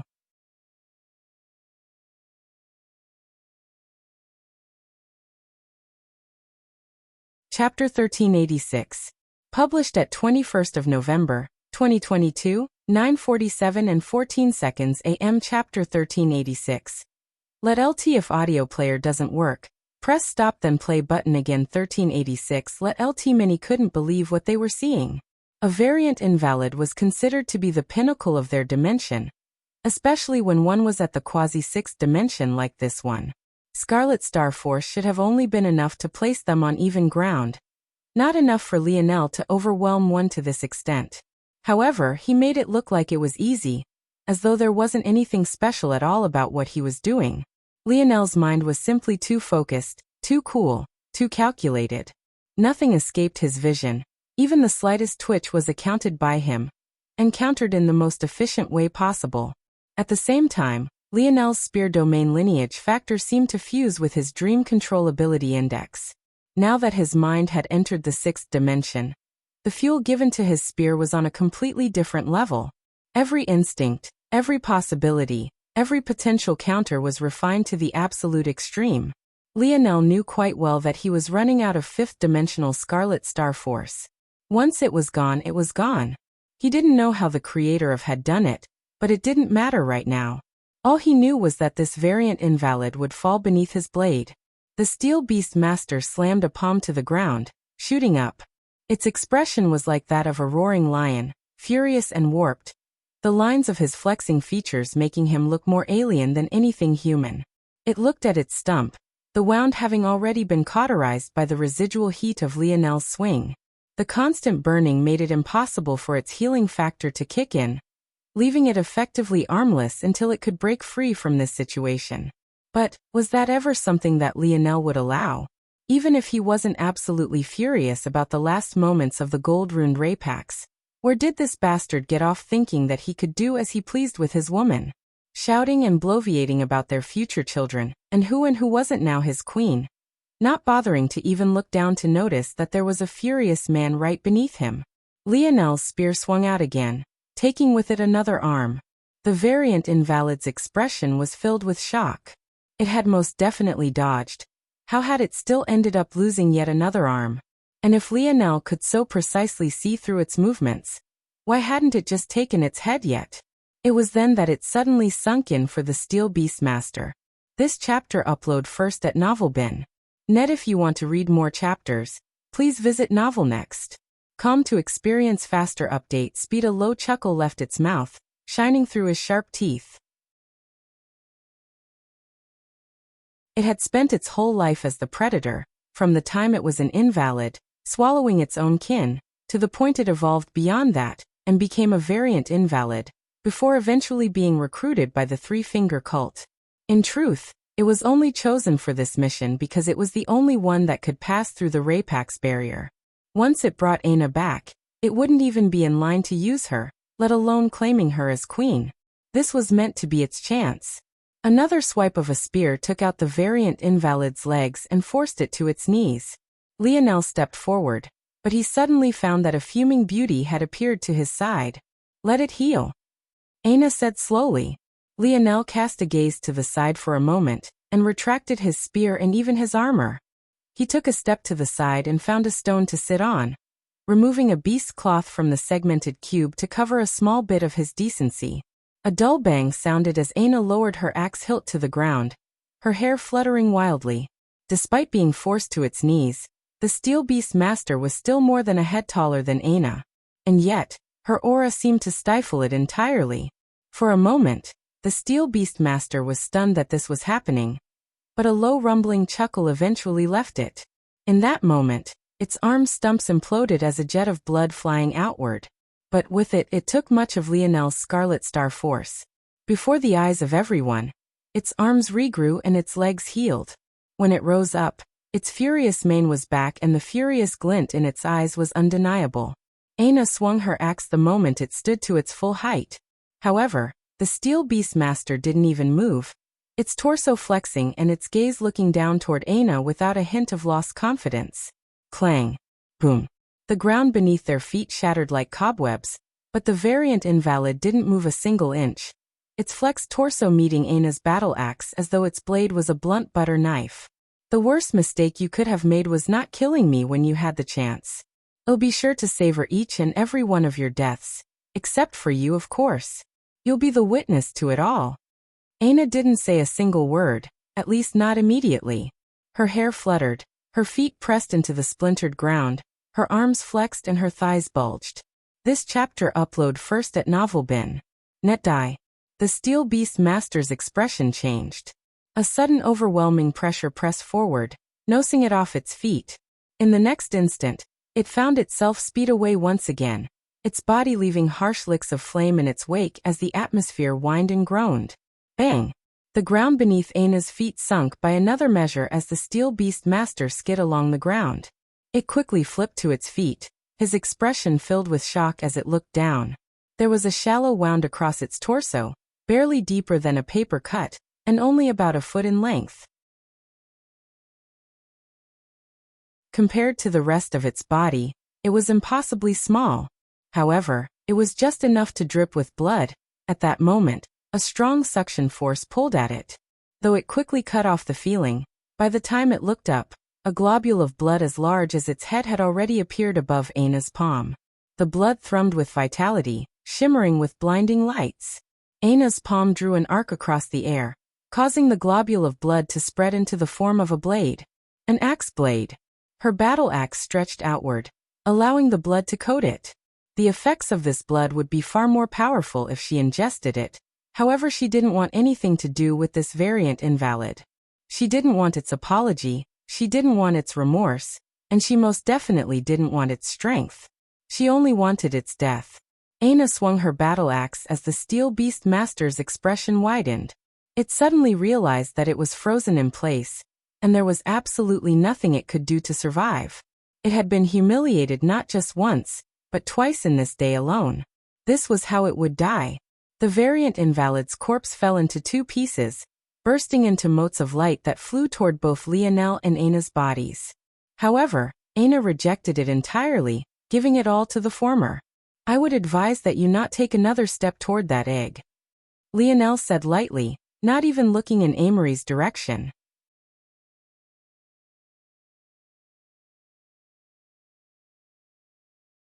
Chapter 1387. Published at 21st of November, 2022, 9:47 and 12 seconds AM. Chapter 1387. At once, if audio player doesn't work, press stop then play button again. 1387. At once, Lionel's words seemed to light a fuse under an atmosphere that just barely seemed to be calming. Many more had survived than one would have thought, much due to Lionel's previous actions. However, in that moment, everyone seemed to remember the original reason why they had all suddenly ended up in this place. Amory seemed to not have heard Lionel at all, his expression just the same as always. And oddly enough, despite him continuing to walk and even close in on the egg, Lionel still hadn't looked in his direction. The youths no longer had much of a choice. There were 2 amethyst tokens handed out this year, and it felt that neither was undeserving. The tension alone seemed to prove this. In any other situation, those who knew well of Amory's strength would have called Lionel foolish. In fact, even at this point, the bias toward him was still very much real. The difference was that it was far less vocal than it had been in the past. Amory stepped through the maze of eggs, ignoring them all. By this point, the Raypaks that remained had grown too weak to do much of anything. The sudden appearance of the shadows had taken out a lot of their remaining strength, and the reinforcements they had been waiting on still hadn't appeared. It was unlikely at this point that they would ever appear now. The strongest of them was the only one that had still had the strength to move around. However, he had found himself crushed by the variant invalid even before he could go out in his final blaze of glory. Lionel watched silently as the Raypaks gathered up the last of their strength, pushing themselves up from the ground and steadily walking toward Amory. Lionel didn't do anything as Amory brandished his sword, cutting them down one after another. No matter how many Raypaks fell, another would appear in their place. Even in their final moments, as they breathed their last and fell to the ground, they took special attention not to harm the eggs around them. Lionel would almost see through their thoughts entirely. They felt that even if the worst case happened, and their future king was taken away and killed, at least what remained of the younger generation would be able to hold them up. This chapter upload first at NovelBin.net. If you want to read more chapters, please visit NovelNext.com to experience faster update speed. Amory didn't spare these eggs a glance. However, Lionel could tell that he didn't take any special care to hold himself back from harming them either.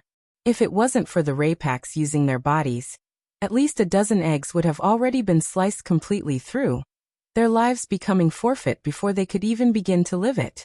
Lionel suddenly sensed a shadow looming overhead, a pair of hands clasping his cheeks and jaw and lifting his head up.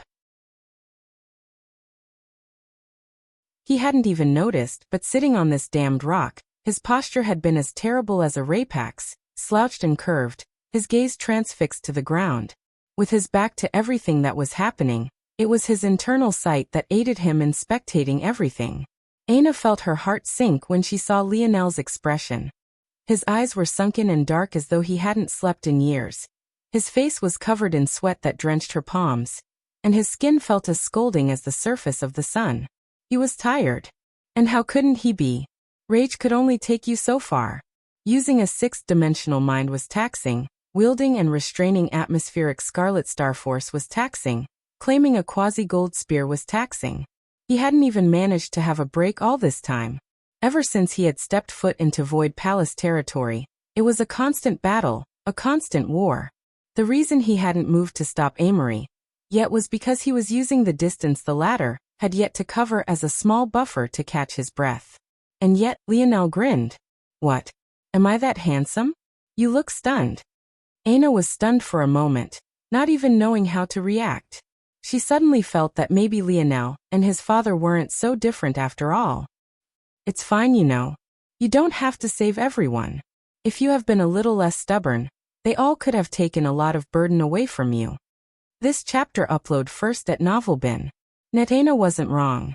Whether it was the shadows, the Raypaks, and especially the variant invalid. If Lionel had been just a little less hot-tempered, it would have been everyone's burden to deal with.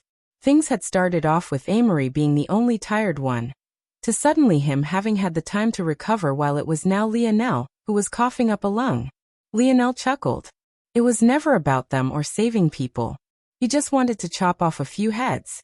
He just hadn't accounted for the fact that he would actually want to save a baby Rapax now. Before, he had already decided to trade off giving up on the egg in exchange for teaching the three-finger cult a lesson. Well, now that he thought about it, that decision was pretty reckless too. The three-finger cult wasn't going anywhere, but a shadow sovereign ability in his hands would be an extraordinary boon to his future. By then, it would only be a matter of time before he slaughtered them. But sometimes, Lionel somewhat liked doing the thing that wasn't the most logical. It made him feel more human.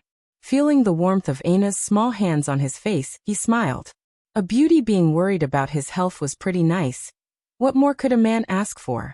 Lionel reached out, grabbing his spear and slowly rising until he towered over Ana. At that moment, Amory had reached the egg, the last Rapax having fallen to his feet. He calmly took out an embroidered box as though there was no one else around him. I expect a reward for gallantly saving the world, Lionel said with a grin, still not looking toward the swordsman. Ana rolled her eyes. If we worked together, dealing with him would be easy. Sure, but I have a few debts to settle first. Amory lightly closed the lid of the box, the egg having vanished. And at that instant, both he and Lionel moved at once. The novel will be updated first on this website. Come back and continue reading tomorrow, everyone.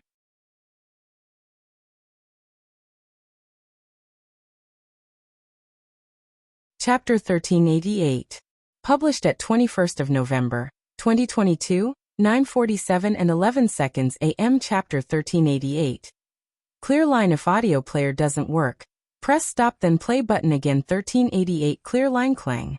Spear and sword met, an overwhelming strength traveling up Lionel's arms and making his teeth chatter. Lionel found an uncontrollable force sending him back, his feet gliding along the moist ground as waters continued to flood inward. At this point, it felt that it would only be a matter of time before they were forced to use force to glide atop the green water. Lionel's gaze shifted to Amory's blade, his lip curling when he realized it was the very same wooden sword from the day. He hadn't even bothered to take out anything better, nor did he feel like he had to. There was something very special about Amory's sword force. It was powerful and seemed to be even more useful than a blade itself. It almost felt like blasphemy to use anything other than a wooden sword, because that was the only thing that could bring out its true strength. Lionel knew that this was just an illusion. Or rather, he deduced that it was an instinctual sharpness of his eye and experience coming to the conclusion. He could see through and understand much more of Amory's force now. And he knew well that it wasn't because of his spear force. Lionel's aura surged, a crown appearing upon his forehead as a shimmering golden spear took up its center. Amory seemed to respond in kind, a bright golden sword forming upon his. Clang, clang, clang. The flurry of exchanges was heated, but there was no doubt who had the upper hand. In swiftness, Amory was faster. In power, Amory was stronger. In skill, Amory was more deft and dexterous, his sword responding to every situation with the relaxation of a leaf blowing in the wind. The battle seemed to carry him from stance to stance, nothing seeming to be too difficult for him to respond to. Cuts began to appear along Lionel's body, Amory's blade treating his metallic skin like thin sheets of paper. Only the most minor of shifts and dodges managed to keep Lionel away from fatal blows. But it felt as though a trap was closing the distance around him. I see. Lionel's expression remained cold and indifferent, the smile he had had for Ana not seeming to be present in the slightest. So that's the difference between them. That's what my spear force is lacking. That's also what my bow force is lacking. It seems that there's a shortcut that fixes all of this. This chapter upload first at NovelBin. Net. If you want to read more chapters, please visit NovelNext.com to experience faster update speed. Bang. Lionel's aura flourished. No matter how tired he was, there would always be one thing that remained unblemished and untainted, untouched by the weaknesses of the world. His will. A dense purple fog rose up, the shimmering halo above Lionel's head vibrating as he stretched out his spear, the glow suddenly infusing into it. Why did Lionel feel such reverence for Amory's swords? Why did Amory dare to call himself the sword deity? It was because his sword embodied those very characteristics. Wise Star Order had already told Lionel that at the highest levels, force could curate a personality of its own. And in that case, wouldn't that mean that the highest levels of comprehended blade forces would also have to reach such a level? To step into a realm that would be worthy of the life grade? Amory had to spend his whole life honing his blade, refining his force, and tempering his skill in order to birth a sword force that had its own dignity and pride, one that not only embodied strength, but also a loftiness that few could match. However, Lionel didn't have as many years as Amory did, nor did he need to. Lionel's king's might flooded his spear force, causing its bright golden hue to suddenly gain a violet tint. The royal violet gold color it now wafted seemed to elevate it to an all-new level. Bang! The crown upon Lionel's forehead grew a size. The singular golden spear tripled, forming two smaller units to its side, the now semicircular crown glowing with a tinge of purple now as well. I would advise that you hold back, Lionel said coldly, his spear swinging again. Clang! For the first time, Lionel's spear met Amory's blade, and neither took a single step back. The viciousness of their clash was somehow completely understated. Not even the slightest wind splintering outward for just a moment. And then, the cascade of booming cacophonies rampaged about, their figures becoming blurs as they weaved in and out of their clashes, the cavern slowly filling up with water as it trembled. Boom! Lionel landed heavily on the ground, his breath heavy. This chapter upload first at Novelbin.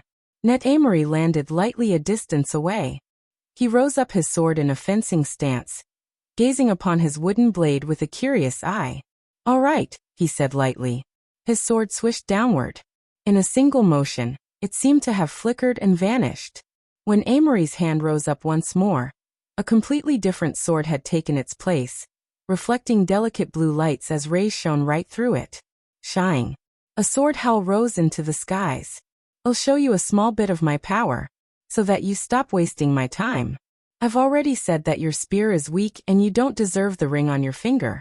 I have someone much better for it in mind. I don't fight you because I respect you. I fight you because the things you have would be better served elsewhere. I am called the sword deity Amory. Be thankful that you'll fall beneath my blade. A rising tempest pierced through the skies. Sword gashes suddenly appeared all around Amory without even his effort. It was as though he was pulling sword force from the surroundings, something that should have been completely impossible. And then it happened.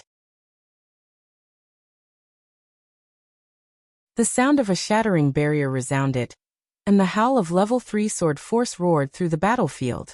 Amory flicked his wrist just a single time, causing a wall of white gold sword force to shoot forward like a raging tsunami. Lionel hurriedly crossed his spear across his chest, but even after bracing himself, he found his feet leaving the ground, his ribcage rattling until it shattered. However, even with the pain racking his body, he couldn't take his eyes off of the nick that had appeared in his spear. It started as a small scratch, but the sword force made it deeper and deeper. And soon, Lionel's eyes widened, his quasi-gold spear splitting in two, a line of sword force gaining a clear path to his chest.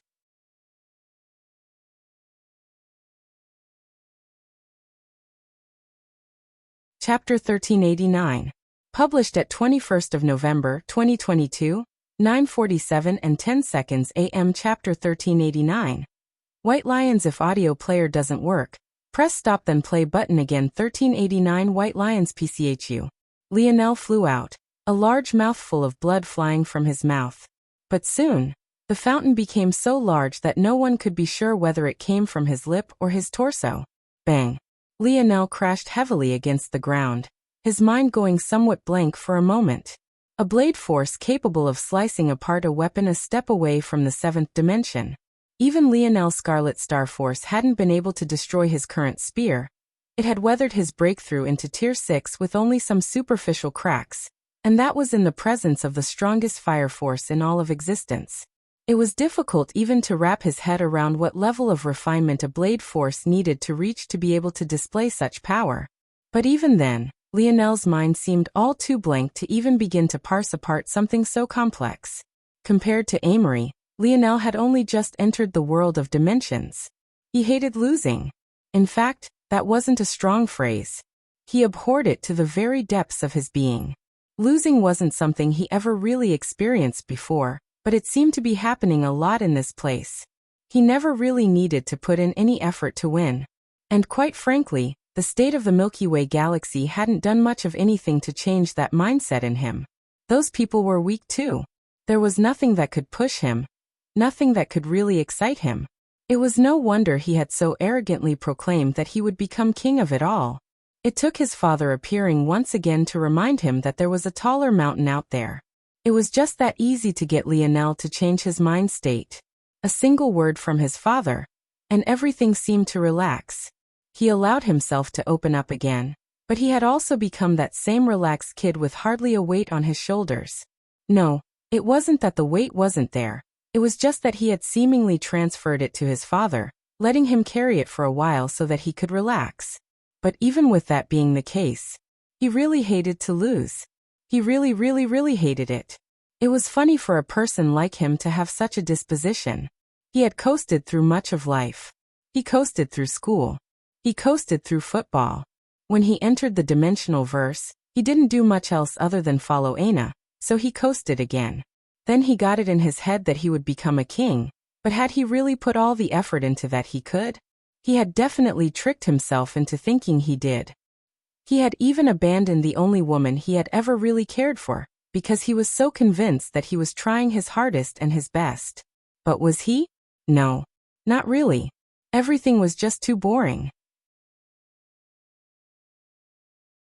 Maybe the only excitement he got from the goal of becoming a king was all the naysayers he got because of it. Maybe that was why he had pushed Aina away to begin with. It was much more interesting when it was someone he cared about that doubted him.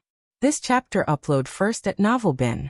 Net. If you want to read more chapters, please visit NovelNext.com to experience faster update speed. But then she stopped doubting him entirely.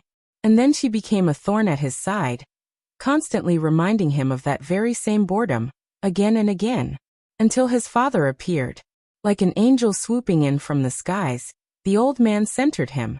His father was always the only one that could put him in his place, the only one that could make him feel inferior, the only one that could remind him that he couldn't always have things the way he wanted to have them. Lionel knew exactly what his problem was.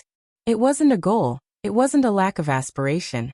It was a lack of discipline, a lack of maturity. A childish lashing out by a brat annoyed his dad wasn't always by his side anymore. And suddenly, it made all the sense in the world that his dad had chosen the methods he had, to leave him in this world without backing, without support. But even that wasn't true. How many people could have something like the spear domain? How many could have the segmented cube? A bathing of golden light felt from the skies. White gold illusory feathers falling onto Lionel's body as he rose.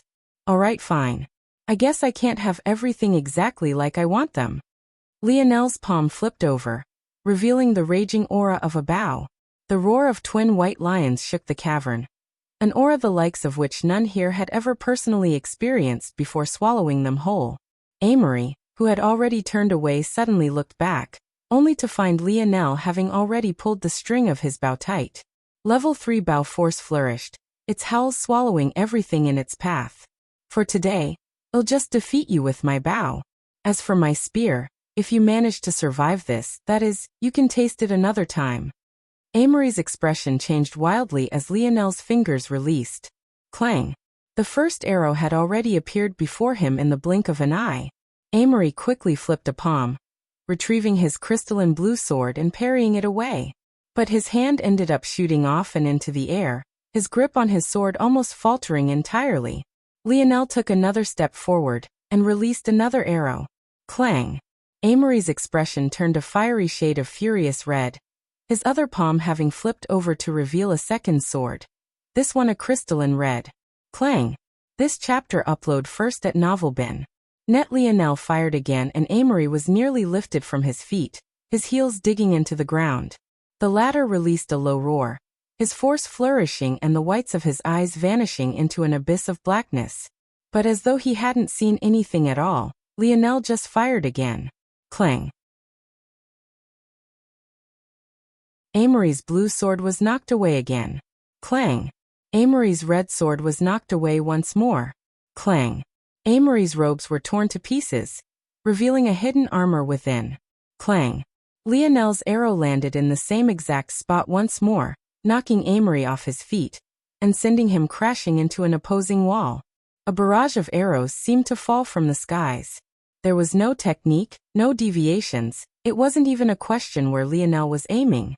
The distance was simply too close, and having entered the range of a sniper, there was no getting out of it. Arrogant. It was even more arrogant than using a wooden sword. He could have aimed for Amory's head. He could have aimed for the joints in his armor. He could have aimed for his wrists and severed his ability to ever hold a sword at all. And yet he did none of that. It was as though each arrow was another punch, another furious hit, another close combat barrage. Clang. Lionel's arrow landed in the same spot for the third time, causing Amory's inner armor to crack into countless pieces and fall into useless shards. PCHU. Another arrow soared, but instead of taking Amory's heart, it took his finger, mangling his hand into the same unrecognizable mess the latter had left Lionel's in all those months ago. Amory fell to a knee. Even with his hand in such a state, he never released the grip on his sword. He only watched in silence as his spatial ring landed in Lionel's hand, the box that had stored the egg now no longer being in his possession. Amory didn't say a word as he rolled his finger over his sword domain heirloom. His figure flickered, vanishing into thin air. Lionel stood tall, his bow still roaring as twin white lions raced around him. The novel will be updated first on this website. Come back and continue reading tomorrow, everyone.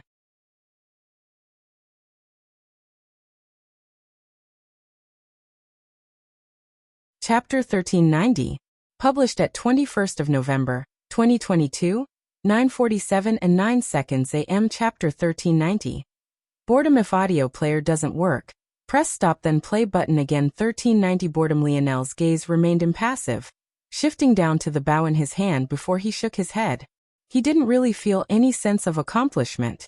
He had wanted to defeat Amory with his spear, but that had ended up with his own being cut in half. Not to mention his spear, even his body had almost suffered such a fate. If not for his spear taking much of the edge off, he would have been in two halves right now. Of course, Lionel had progressed a lot. The first time he had fought Amory, the latter had his ability locked, and he had dealt with several rounds of vital star force weighing him down. At the same time, Lionel was not only not weighed down by the star force, it even made him several times stronger. Even under those conditions, he had lost handily. In this situation, though Lionel didn't quite know it, Bowman had a decided advantage in anarchic force-laced environments. It was for that reason that Cornelius was so shocked by Lionel's bow force earlier. Being able to use long-ranged attacks in a place where gathering atmospheric force was almost impossible gave one a huge leg up. In fact, it was only because the Raypack's nest was relatively lighter on anarchic force in the first place that Amory's sword force was able to travel so far. But even then, it weakened too much before it could slice Lionel in half. None of this even mentioned the fact that Lionel had no ability to use his enlightened bow force so many times in a row without the support of this quasi-life-grade bow. Even if he hadn't been teaching Amory a lesson, and he went directly for the kill, Lionel believed that he would have still needed at least 5 arrows to claim Amory's life. Under normal conditions, Lionel could shoot 2, and if he realized pushed himself into a comatose state 3. After his mind broke into the 6th dimension, he could barely shoot 4 now. Unfortunately, since his body had yet to catch up, his breakthrough into the 6th dimension didn't give as large a boost as it might otherwise. Regardless, it would leave him one short of victory. Plus, none of this even mentioned what advantages just shooting with this bow alone gave. It was subtle, but Lionel felt that it had had a suppressive effect on Amory's sword force, likely something related to abilities of the bow he had no right to use just yet. This chapter upload first at NovelBin.net. If you want to read more chapters, please visit NovelNext. Calm to experience faster update speed. All of this made Lionel incredibly unsatisfied with this victory. If he had wanted to win like this, he could have done it ages ago. This true selection would have been a joke if he used his bow from the beginning. Lionel suddenly felt a dull thud thump against his chest. Looking down, he found Aina standing before him, a slightly annoyed look on her face. "Less than 4 years, she suddenly said. "Huh. The metamorphosis happened less than 4 years ago, and he's been training since he was a toddler. If he saw your face right now, he'd probably die of rage."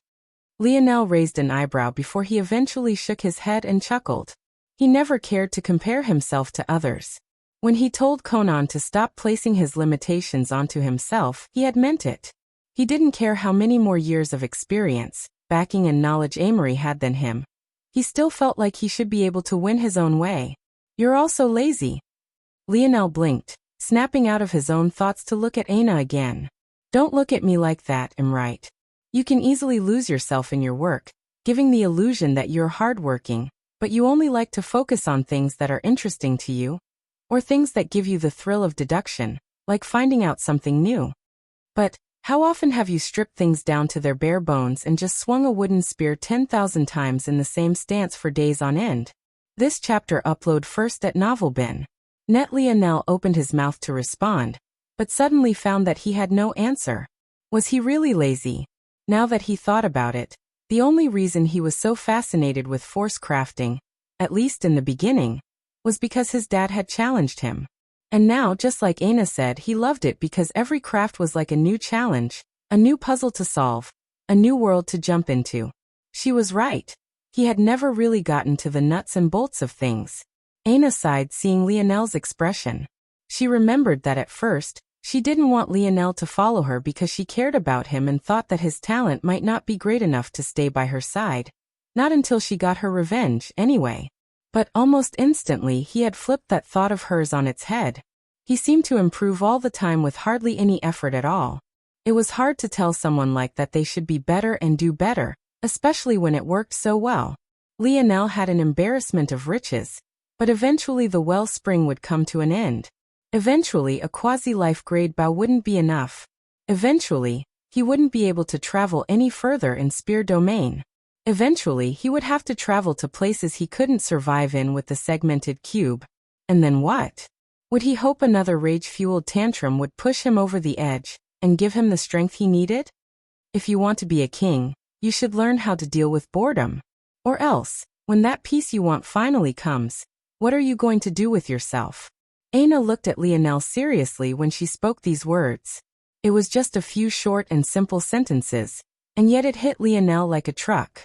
She was right. When all the excitement was gone, what would he do?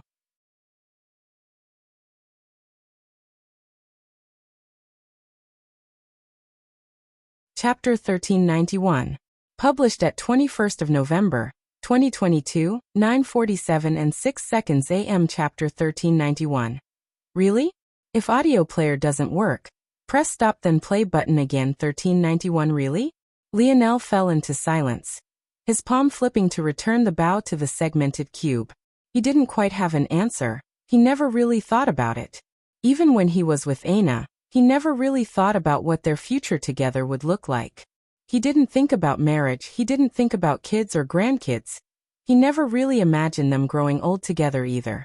It was odd that he never did. A man like him who was logical to a fault should have been thinking about those things.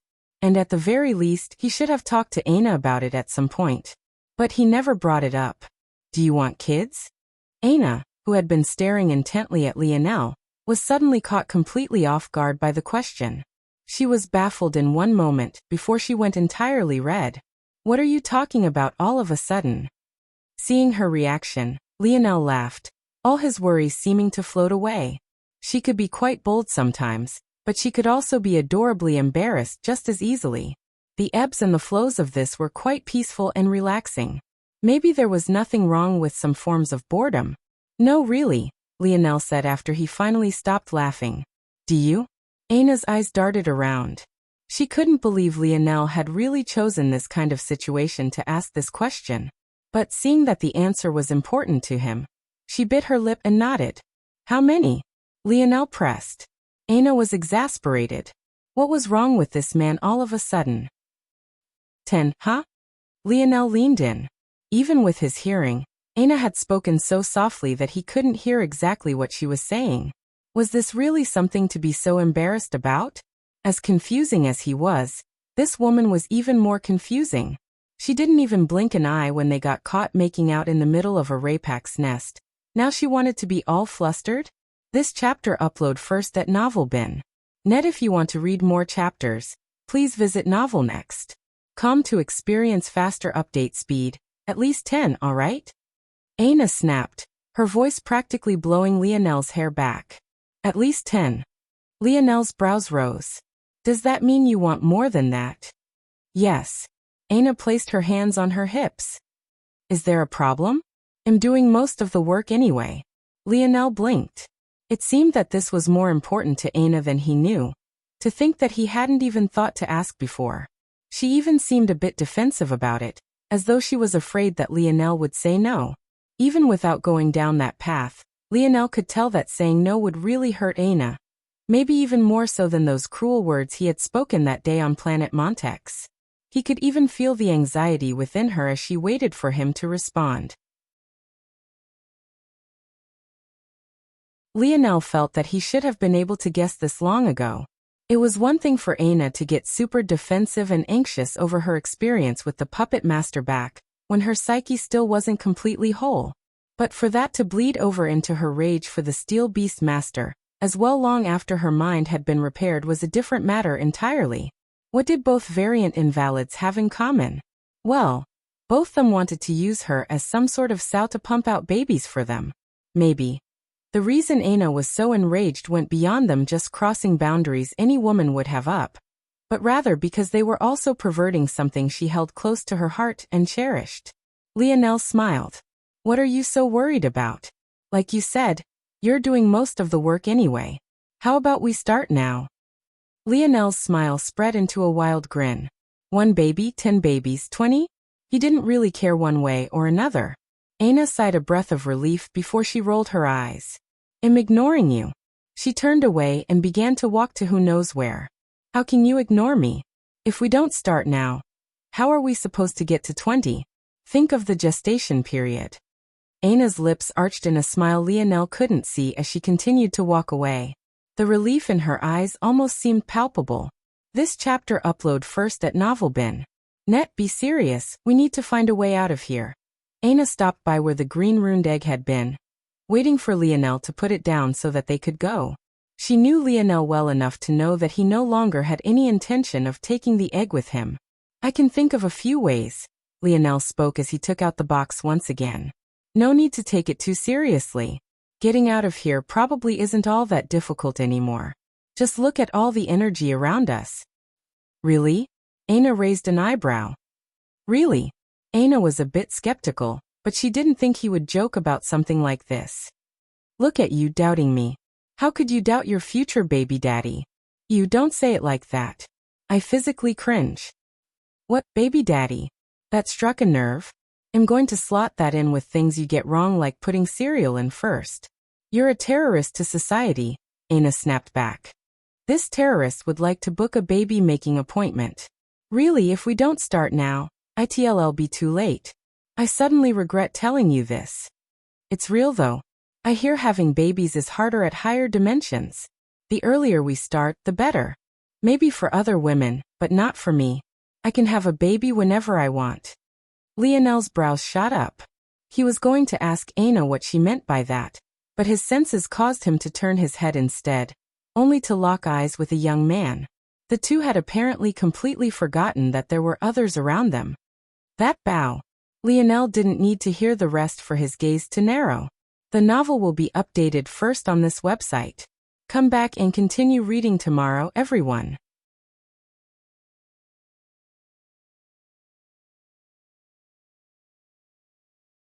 Chapter 1392. Published at 21st of November, 2022, 9:47 and 5 seconds AM. Chapter 1392. You're not. If audio player doesn't work, press stop then play button again. The young man wasn't a person that Lionel had interacted with before. He had an unassuming build, but his gaze was extraordinarily sharp, sharper than any Lionel had ever seen before. Among the youths here, he was one of the very few who didn't have a single scratch on him despite the sheer violence and carnage of the previous battle. There was no doubt that this person was highly skilled, extraordinarily so. From what Lionel could tell, this young man was also a person of very few words. The stronger his king's might and dream force became, not to mention his soul, the better he was at reading people. For this young man to come out and say something, it was definitely something that was very important, at least to him. That bow, the young man repeated, seemingly not perturbed by Lionel's silence. How is it in your possession? Lionel observed this young man for a while longer. The silence didn't seem to make either man very awkward at all. Lionel continued to stare, and the young man continued to remain silent, waiting for the response he wanted. My mother gave it to me, Lionel finally said. The shock of Lionel's victory against Amory was still hanging thickly in the air. Many didn't quite know what to do moving forward, their minds stuck in limbo. On one hand, the prize they had all rushed forward for was now already in Lionel's hands, and he had also more than proved his strength. On the other, there wasn't an easy way to leave this place, and many still didn't know how to wrap their heads around exactly what had just happened before them. For those who knew Amory, they understood him to be a real deity within their generation. If they wanted a chance to catch up to him, they needed to step into the sixth dimension because it was the only way to bridge the advantage given by the sword domain heirloom. Simply put, Amory gained a head start on his god path, touching upon it much earlier than one should thanks to the insights granted by the sword domain. There was no use in getting jealous over it. After all, to be able to earn that sword domain heirloom in that family of monsters to begin with was a feat all to itself. However, to see that legend in their eyes fall, and so easily at that, they found it difficult to wrap their heads around. This chapter upload first at NovelBin.net. If you want to read more chapters, please visit NovelNext.com to experience faster update speed. But this young man seemed to have shocked them awake. That was right. The bow. That bow was at least of the quasi-life grade. In fact, it felt stronger than even others of that caliber they had seen. The fact that Lionel even had it in his possession was shocking enough, but the fact he could actually wield it. The young man's gaze narrowed when he heard Lionel's answer. That bow shouldn't be in the hands of a Morales family member. In fact, it shouldn't be in the hands of anyone not of our families. But somehow, it has acknowledged you. This does not make sense. The young man knew how finicky this bow was. Most couldn't even lift it up, let alone pull its bowstring. It was like the bow had made the conscious decision to lower itself to Lionel's level, just so that it could help him. It didn't make any sense at all. In fact, it would cause a major uproar if these matters were known about to the Void Palace. No. It would cause a major uproar when these matters were found out. So, what do you want me to do about this exactly? Lionel asked. He wanted to understand what this young man's goal was exactly. My name is Nazagtarius.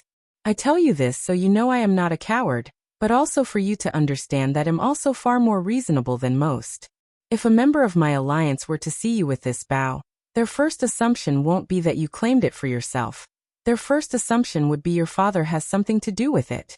You aren't the first genius bowman in the Void Palace's history, and you aren't the only one of this generation either. Nazag's aura flourished, the piercing howl of enlightened bow force roaring through the surroundings. Lionel's gaze narrowed, but he didn't say a word, waiting for Nazag to finish. If I find out that your father has tampered with the White Lion bow and suppressed its will just so that you can use it to bully those of your own generation, not only I, but the whole of the Constellation Bow Alliance will declare war on the Morales family. This chapter upload first at NovelBin.net. Wife, your hubby has returned. Velasco's voice boomed across the Void Palace, causing its mountains to quake and the youths to his back to cover their ears. Somewhere deep within the Void Palace, there was one gorgeous woman who rolled her eyes, but outside of her, there were several others that began to scramble. The arrival of Velasco Morales wasn't something any of them took lightly. You kiddos stay here, I have something to take care of. Velasco flashed a smile and his figure vanished. leaving the youths who were still in a daze from their near-death experience alone. When he appeared once more, he was already on the highest peak, his hands in his pockets and his feet suspended in the air. One would have thought that he was the perfect picture of Lionel, if not for the fact that unlike his son, Velasco was enamored with dressing as immaculately as possible. Everything on him was prim, proper and trimmed, down to even his individual hair strands. "Rosen, why don't you come out here for a chat?" By this point, the head of the unfettered Blade party had already stepped out. His head tilted up into the skies, his jaw steeled. "Velasco, don't do any." Val pointed a finger down, and as though commanded by a deity, Rosen's right arm began to crumble to ash, vanishing into the wind piece by piece. Just like that, before the eyes of everyone, a mighty swordsman was crippled.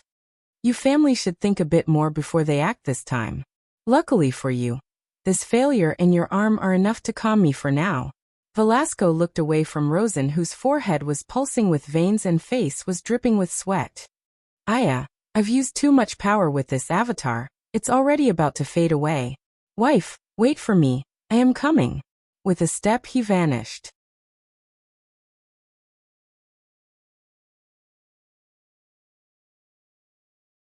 Chapter 1393. Published at 21st of November, 2022, 9:47 and 3 seconds AM. Chapter 1393. Don't worry if audio player doesn't work.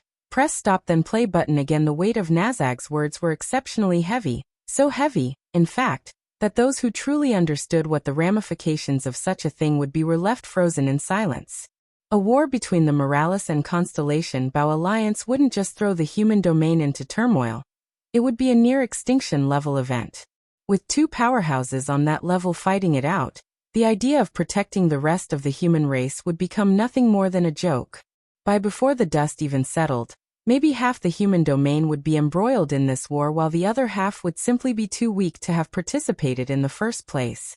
The fact that Nazag could spear these words, though, meant a few things. Firstly, there was no doubt that his standing was high, exceptionally so. Even if it was just a guess on his part based on the importance of the bow to the alliance, there were certain things that people without a certain amount of power wouldn't dare to say. If Nazag held no power, it would be like a homeless man of ancient America declaring that they would lay siege to ancient Russia. It might be true depending on the context, but what place did a homeless man have to speak of such things? If anyone was going to make the decision, it would be the president or someone of high military rank. And that led to the second thing. This bow was far more important than Lionel knew. It could be said that his mother had dropped a hot potato in his lap. Truthfully, though, Eleanor hadn't been expecting Lionel to gain acknowledgement of the bow. She had only heard from her father that her little lion was a bowman, so she snatched the best bow she could find, expecting Lionel to grow into it eventually.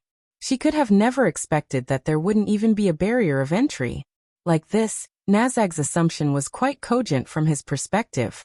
Lionel, indeed, wasn't the only genius to have ever existed, and while his Scarlet Star Force was impressive, none of that was related to bowmanship. None of these people here had any way of knowing how early on Lionel had grasped bow force, and they were even more in the dark about the fact Lionel would have grasped enlightened bow force even faster if he had been aware that there were higher levels to strive for. This chapter upload first at NovelBin.net. If you want to read more chapters, please visit NovelNext. To experience faster update speed. It had to be remembered that Lionel originally refused to ask the dictionary about progressing his spearmanship because he wanted to organically progress and improve. He didn't want his decisions to be jaded or influenced by those that came before him. Ultimately, this method had worked out excellently for Lionel, as he finally managed to find a method to fuse his intuition with his analytical ability in combat. But the downside was that he was left in the dark about many things until it was later than one might expect. In the end, Lionel had actually ended up only learning of natural spear force and enlightened bow force after entering the fifth dimension, the latter coming later than the former because it was the catalyst that made Lionel realize there was something beyond. With things laid out like this, it was hard to see exactly how Lionel separated himself from other geniuses.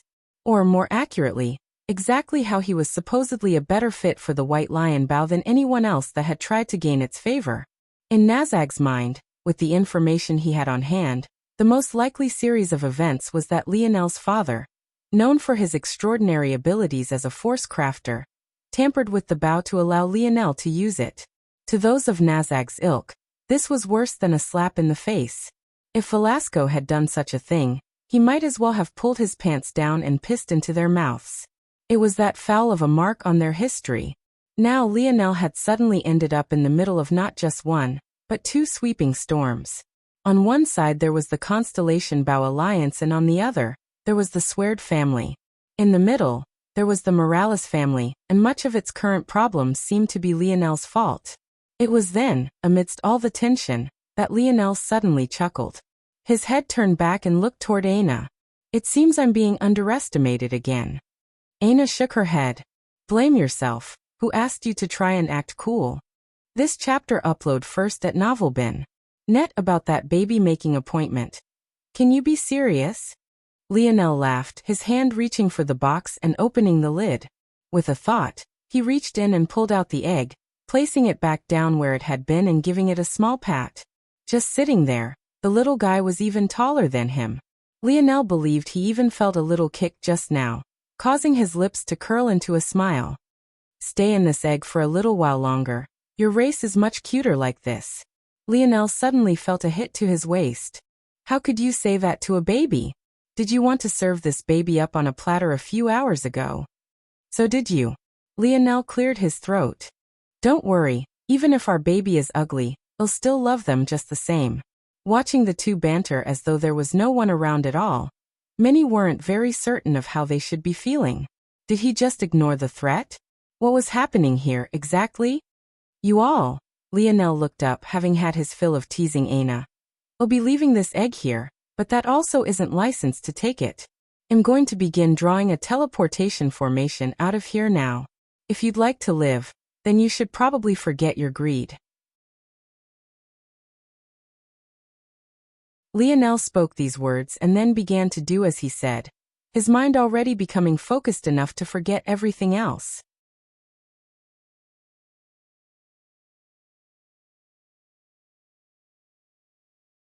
Chapter 1394. Published at 21st of November, 2022, 9:47 and 1 second AM. Chapter 1394. Grinded to dust. If audio player doesn't work, press stop then play button again. Lionel ignored everything else around him, the pressure suddenly becoming stifling for reasons most couldn't understand.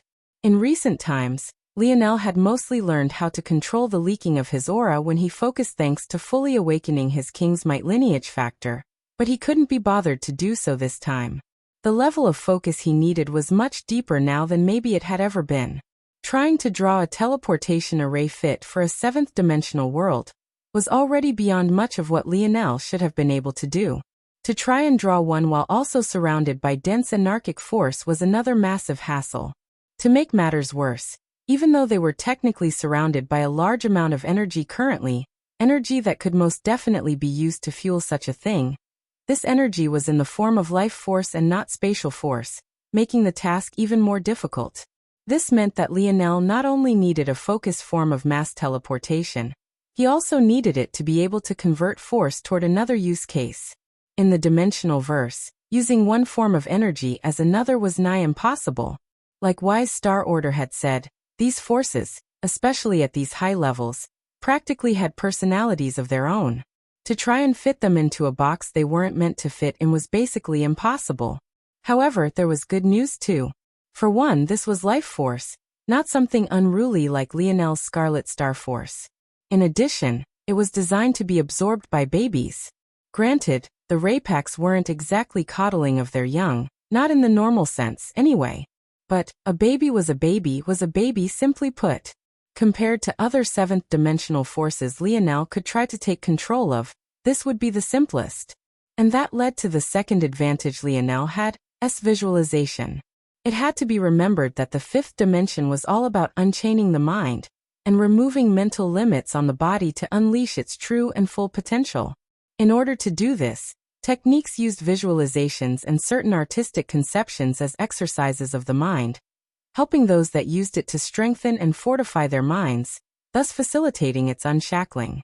Despite this being the case, Lionel had hardly relied on it all during his breakthroughs. This was because he had another method of releasing the shackles of his mind, and that was his true state innate node. Visualizing and comprehending his Scarlet Star Force was not only just as good, but in Lionel's use case, it was even better than relying on any other technique. This was because his innate node was perfectly tailored to him, more perfectly tailored than any other technique could possibly be. However, despite this being the case, this didn't mean that Lionel had ever stopped comprehending the third stage because only by comprehending it fully like he had done with the second stage could he pass it on to those around him. It was a difficult and long drawn-out process. Even with his computing powers, closing in those final gaps for Lionel was almost too difficult. But he luckily had 3 breakthroughs. The first was his ability index suddenly gaining a huge boost thanks to something his father had apparently done. The second was his Luxnix family lineage factor reaching perfection and allowing his mind to enter the 6th dimension. And the final breakthrough was him entering Tier 6. Lionel had still yet to fully comprehend this third stage, but he had gained a small inkling that had inspired him. This chapter upload first at NovelBin.net. If you want to read more chapters, please visit NovelNext.com to experience faster update speed. How was it that the formation of his stars could cause so much atmospheric Scarlet Star Force to surge toward him? It could be said that if not for this benefit, this battle would have been far harder on Lionel.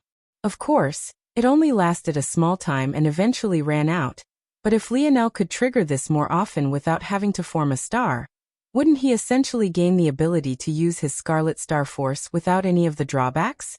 Lionel was certain that if he hadn't run out of Scarlet Star Force, his spear would have been enough to beat Amory. Of course, that would have not been much different from using his bow anyway, but the point still stood. This aside, Lionel's thoughts were simple. He couldn't catalyze such a large surge of force without much input like seemed to be able to do. But what he could do was use a large amount of force as a catalyst to bring in the force he wanted. Just like that, he could exchange all this 7th-dimensional life force around them for 7th-dimensional spatial force. Then he could reverse engineer the teleportation path they took to get here to send them all back in the proper direction. Easy. Easy. Lionel's body flickered around the cavern, the force art beneath him growing more and more complex as he wielded the half that remained of his spear. It took several hours and he even had to pause several times, but he was soon close to finishing. Unfortunately, it was exactly at that time that the cavern rumbled. Lionel's gaze shot up, his jaw steeling. Aina. Aina appeared to his side without hesitation. Lionel swept a gaze around. If you all want to live, I would advise that you hurry up. If you don't, feel free to stay here and die.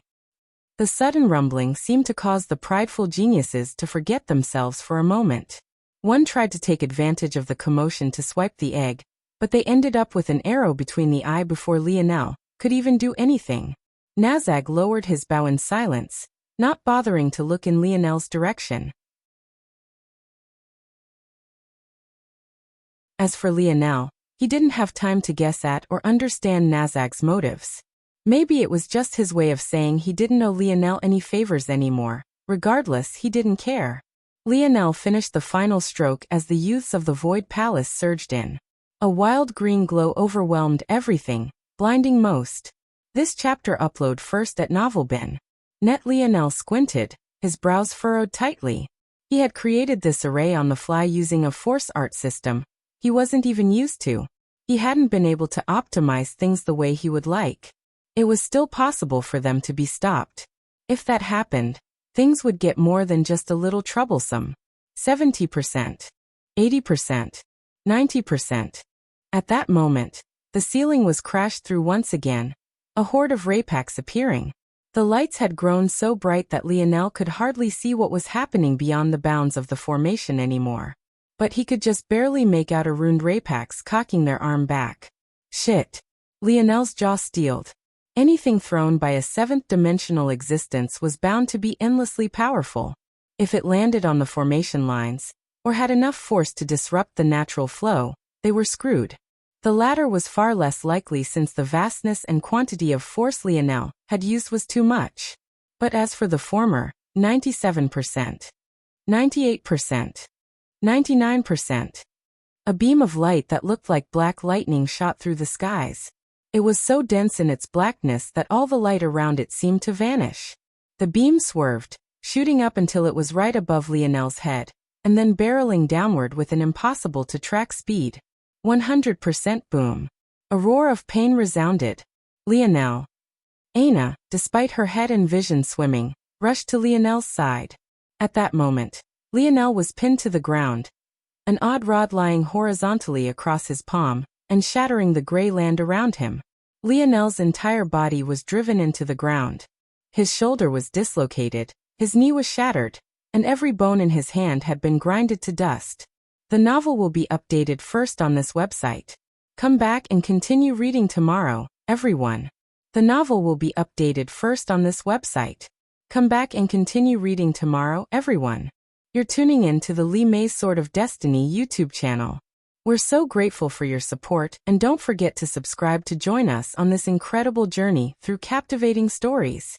Your generosity through donations truly makes a world of difference, as it's the primary source of revenue that allows me to expand and enhance this channel for you. Thank you from the bottom of my heart for being a part of this adventure.